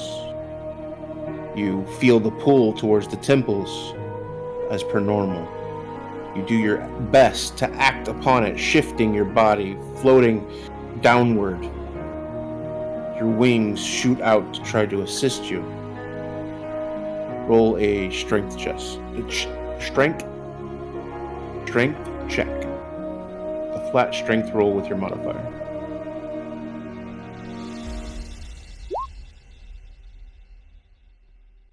Oh, that's a save, Oh, hun. whoops. My apologies. Strength. I think it would be the same.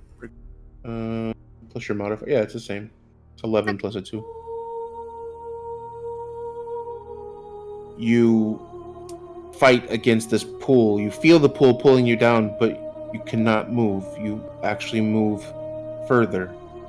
You struggle to find movement against these now competing forces, one drawing you towards the temple, the other pushing you away. As a strong force pushes you out of nowhere, you shoot skyward, away from the temple. As you spin slightly, but you draw out your wings to steady yourself. As you are fighting for control, you hear a voice. It doesn't sound like a single voice, but a single statement, voiced by one, echoed in unison by many. The only time that you've heard it before is as a cackling laughter at the meeting of the Brotherhoods of Suns. There will be no stopping me. The plan I set in motion a millennium ago will come to pass. If you and your friends disrupt those things in motion, it will cost you your lives. Consider yourself warned. Is there anything that you do or say? Oh my god. Camiel is taken aback. Because as usual in these dreams where she finds peace and solace, she's normally very happy. But having heard that voice, she clutches her fist and she stares into nothing, at least to where this voice is coming from.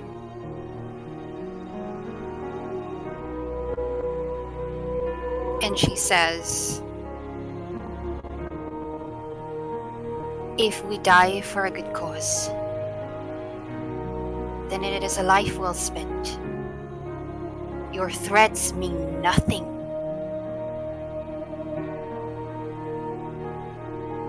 As you say this, you feel the pull of the temples below you, slowly pulling you down. This time, instead of just floating, you are now being pulled. Slowly at first, but then quickly. You feel yourself moving at a greater speed than normal, quickly towards the temple, until you get to the top of the Sister Eva temple. Your vision becomes white. As you close your eyes, you focus, calming your emotions. You solemnly drop to one knee and bow your head for a moment before you feel the forehead of another pressed up against your own. You embrace the pureness of emotion that rushes your mind before stillness.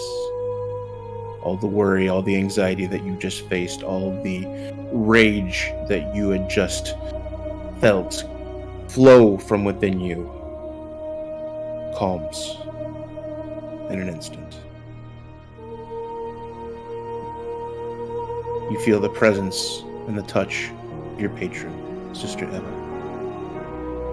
The lingering tenderness that you normally feel from your patron is missing. It's not gone, but it's shortened, ending abruptly, sooner than normal. You look up at their radiant form and you notice concern, shortness that is very unbecoming of the goddess. My nightingale.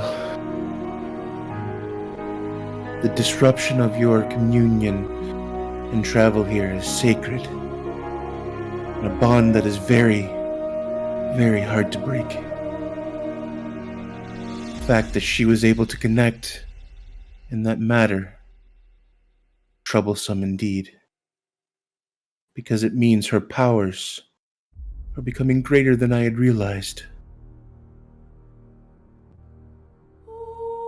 She pauses and drops her head for a moment, thinking.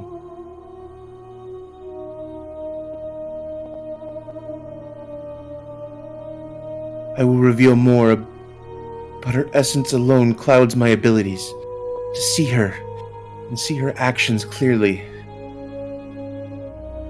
My nightingale, now more than ever, your training is incomplete. Come, finish your testing. Let me strengthen you, body, mind, and spirit, so that you may stand again against these undoubtedly evil forces. Come to Ismala. Bring your friends. Complete the testing.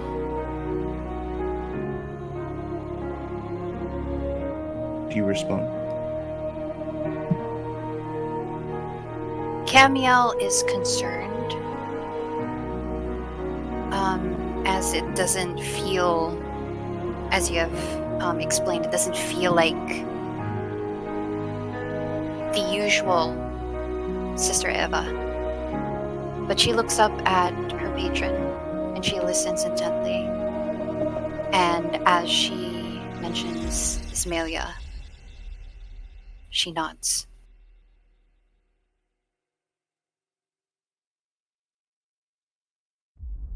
As you close your eyes again, you are brought to, again, a white space. Clear, calm. And with that, you open your eyes, overlooking the bright sunrise just cresting over the ocean, the jungle far below. And with that, we will end today's session. Ooh, very nice. Oh. Very nice. Ooh. That's very unsettling. Yeah. You never really get used to it. Nope. All right, guys. Yeah, that's... So, going around the table tonight Oh, for our no. wrap up, as per usual. Let's start with the star of the show, Camiel. Oh, Hey. What was the best moment of the night for you?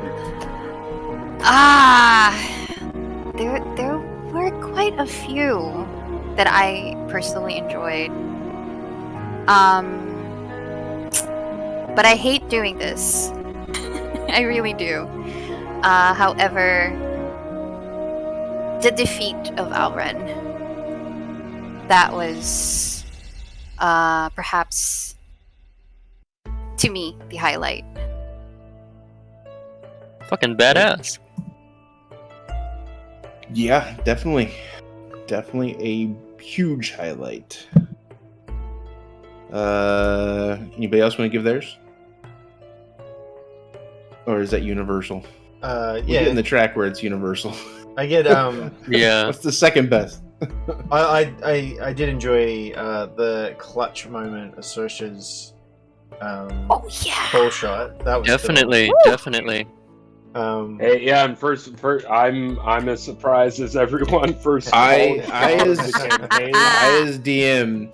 So thinking back when I created that call shot, yeah, I kind of had this in mind. I had situations like this in mind, if not this specific thing in mind, and you guys, it worked exactly how I didn't think it was going to. I figured it would be a round or two because his AC was high, the item's AC was high, everything was high, and then Saoirse, right off, first shot, no problem. Nice crit. Actions to spare, Yeah. It's Well, nice.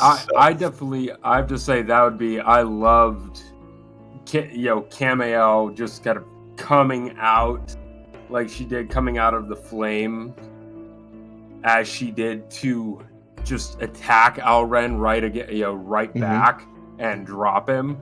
That would definitely be my number one, but I would say, yeah, I like number two, how it just seemed to fit what I have in mind for Saoirse. Just who her character is, and that, in that moment, her training kicked in, and it's just, bam. She was told, go for the eye. Okay.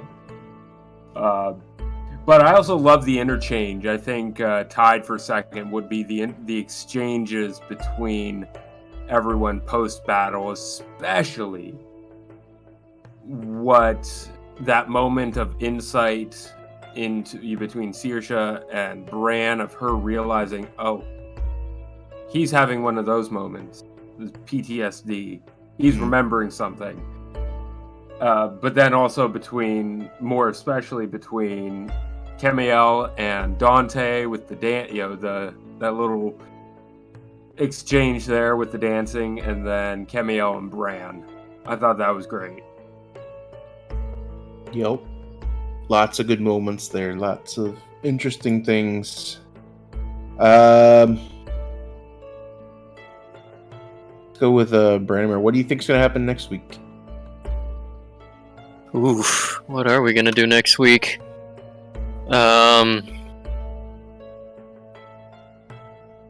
Well, considering we just had a vision, well, at least Camiel had a vision of, I guess, a quest from her own deity to fulfill. I think we're going to be at a bit of a crossroads, honestly, with how we're going to proceed with this, because if Camiel is needed to urgently complete her training, which is required, I don't know how we're going to proceed with that. Are we going to head back to Silt? I believe we were at Silt when we departed. So will we head back to Silt to, I guess, cure Boltzmann, or do we just lay off that for a while? I don't know. I say priority for Boltzmann, but well, eventually we need to. Personally, my take on that is that, hey, it's just been like, what, 3-4 days? We have a month. And we have a month. So. And how long would Camiel's training take? Just a lot of questions for next week to ask. Yeah. But I say we're at a crossroads here.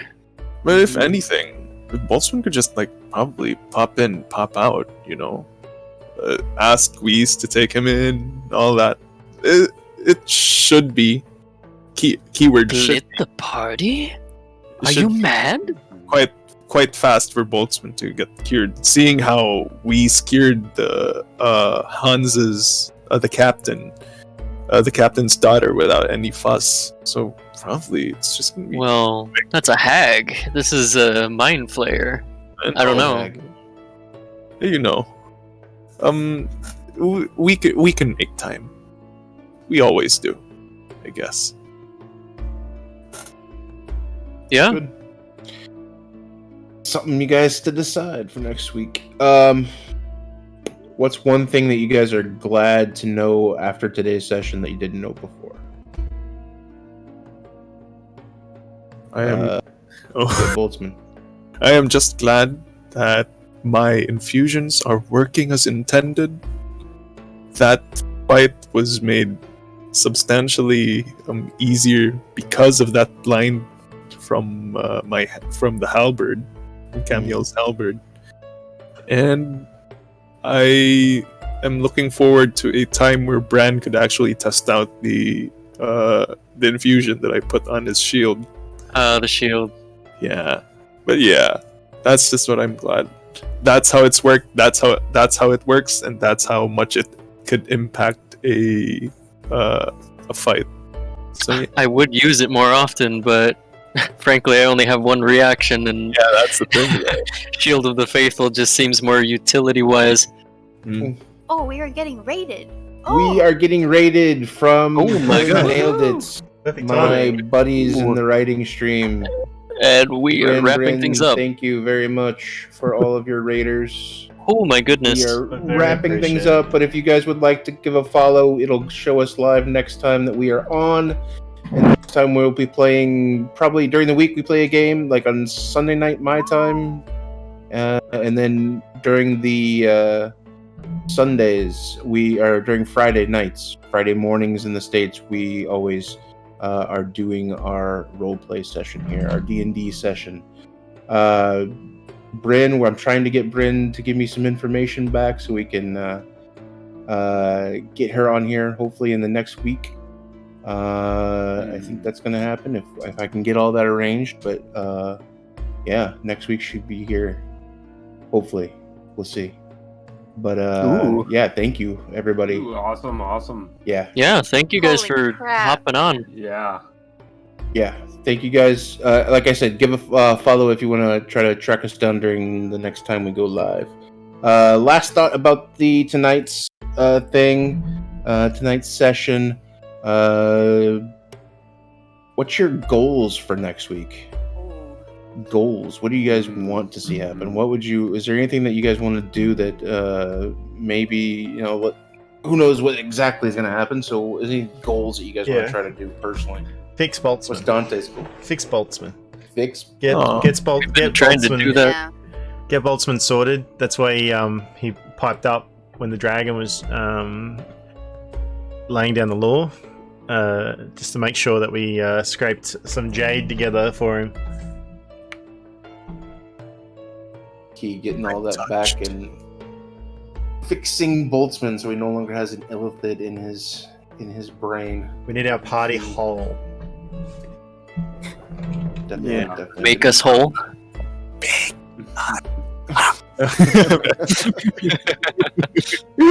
You're whole, Bran. You're whole.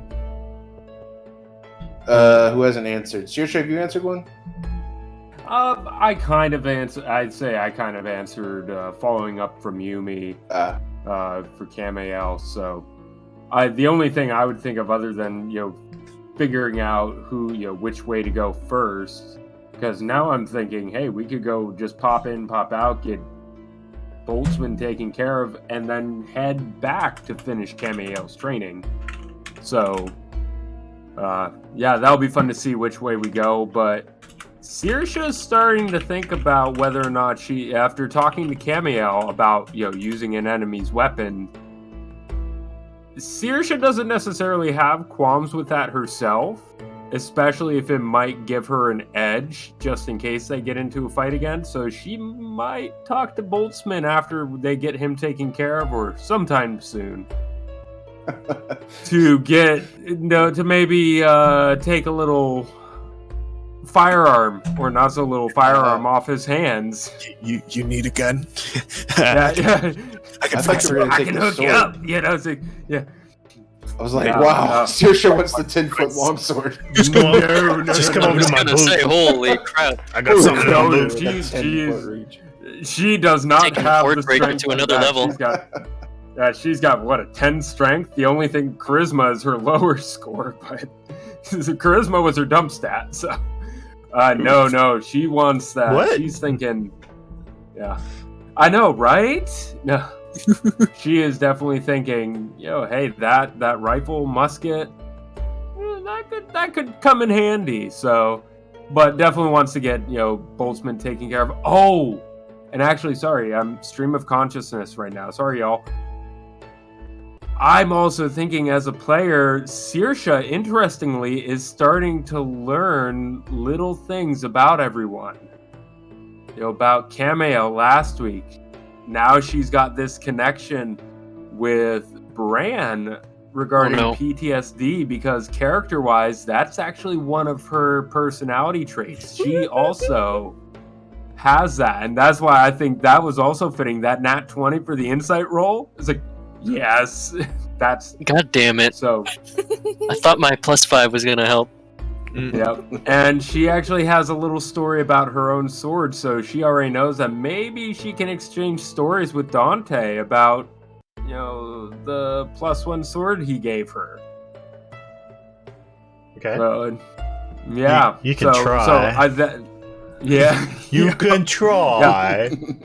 I'll roll a persuasion check, right? And maybe get an With your 20 on dumb that. stat. I know. Yeah, sure. That's all right. Just Maybe sweet talk then him. maybe I'll get lucky again with the nat 20. Just sweet talk him.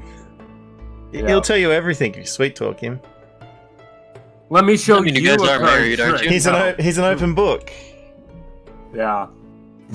Yeah, sure. The both of you are married, right? Right? Yeah. Yeah. Exactly. Yeah. It's like, aren't you supposed to confide in your? Yeah. I thought spouse? I honestly thought you kept everything from your spouse. Like, you know, Whoa. Oh my god. is that not how it Okay, works? stop recording. Is Time that to a- stop recording. All right. Yeah. I don't know. That was Dante. That was Dante timestamp- talking. That was Dante timestamp talking about is- it. Yeah, on That's the Dante? record, on the Dante? record, just so my fiance knows, if she character? ever hears this, I do not think that. In character. We're talking in character, guys. I tell my wife Yeah, everything that disclaimer. she could be Right, bothered listening disclaimer. to. I've been married for 20 years, so she doesn't care anymore, so I'm good. Oh goodness. You're doing what tonight? Oh, okay. Oh, bye. Yeah, All right. don't do Um, anything I wouldn't do. All right. I think we're over our 4 hours here, so we are going to close it up for the evening. Again, Yeah. thank you, Brendan, for the raid. Thank you for all the likes and follows and everything else that we support today. We appreciate it. Again, pushing Much for appreciated. Very much affiliate appreciated. for the yeah. month of January, February. So hopefully we can pull that off and be good to help our growing channel survive and keep going and do everything we want to do with this. So, Hey, we got 29 Appreciate- followers. Whoa. Nice. Like new followers? No, 29 all up. yeah, total. So, Oh. but we Whoa. are moving towards our goals, and we appreciate all the support for all of that. Yeah. Catch us again. We're doing game stream this week, guys. Push the Yes. button. Sunday. Push Yeah. the button. Hopefully, I'm I'm not game gonna stream on disconnect this Sunday. time. Yeah. Yes. Sunday morning. Well, Like Genshin. for me, getcha. Sunday morning. So we will. We'll be doing game streams on Sunday morning, and then back again next week for the next week's session of our program here, where we will find out what exactly Camille is going to do for her training. Oh, We God. saved So that'll be Boltzmann, fun. We saved Boltzmann. and save Boltzmann. And more which has importantly, been a long time coming. where do we Yeah. plant the coconut? And where would you? Yeah. There's Actually, not I was- many natural coconut trees. We need in a Alma, house, so guys. I'm thinking a villa, party house. Yeah. You know, perfect. Cicatrice. Ooh, there you go. Yep. After Yeah, we you overthrow the coconut gotta man. know- I was actually going to put it in near the White Lady. Oh yeah. Yeah. Oh. Not the red lady though. Not Not not the not red that lady. one Not shot. the red Don't want it lady. near the red lady. Not the red lady. Oh. Same universe, different time span. Yeah. Anyway. Okay. All right, so guys, thank you again for your follows. Thank you for everything, and we will see you again soon. Have Thank a good you, night. thank you. Good Bye. night. Yeah. Thank you. Good night. Good afternoon. Good day. Whatever. Good morning. Yes. good evening and good night.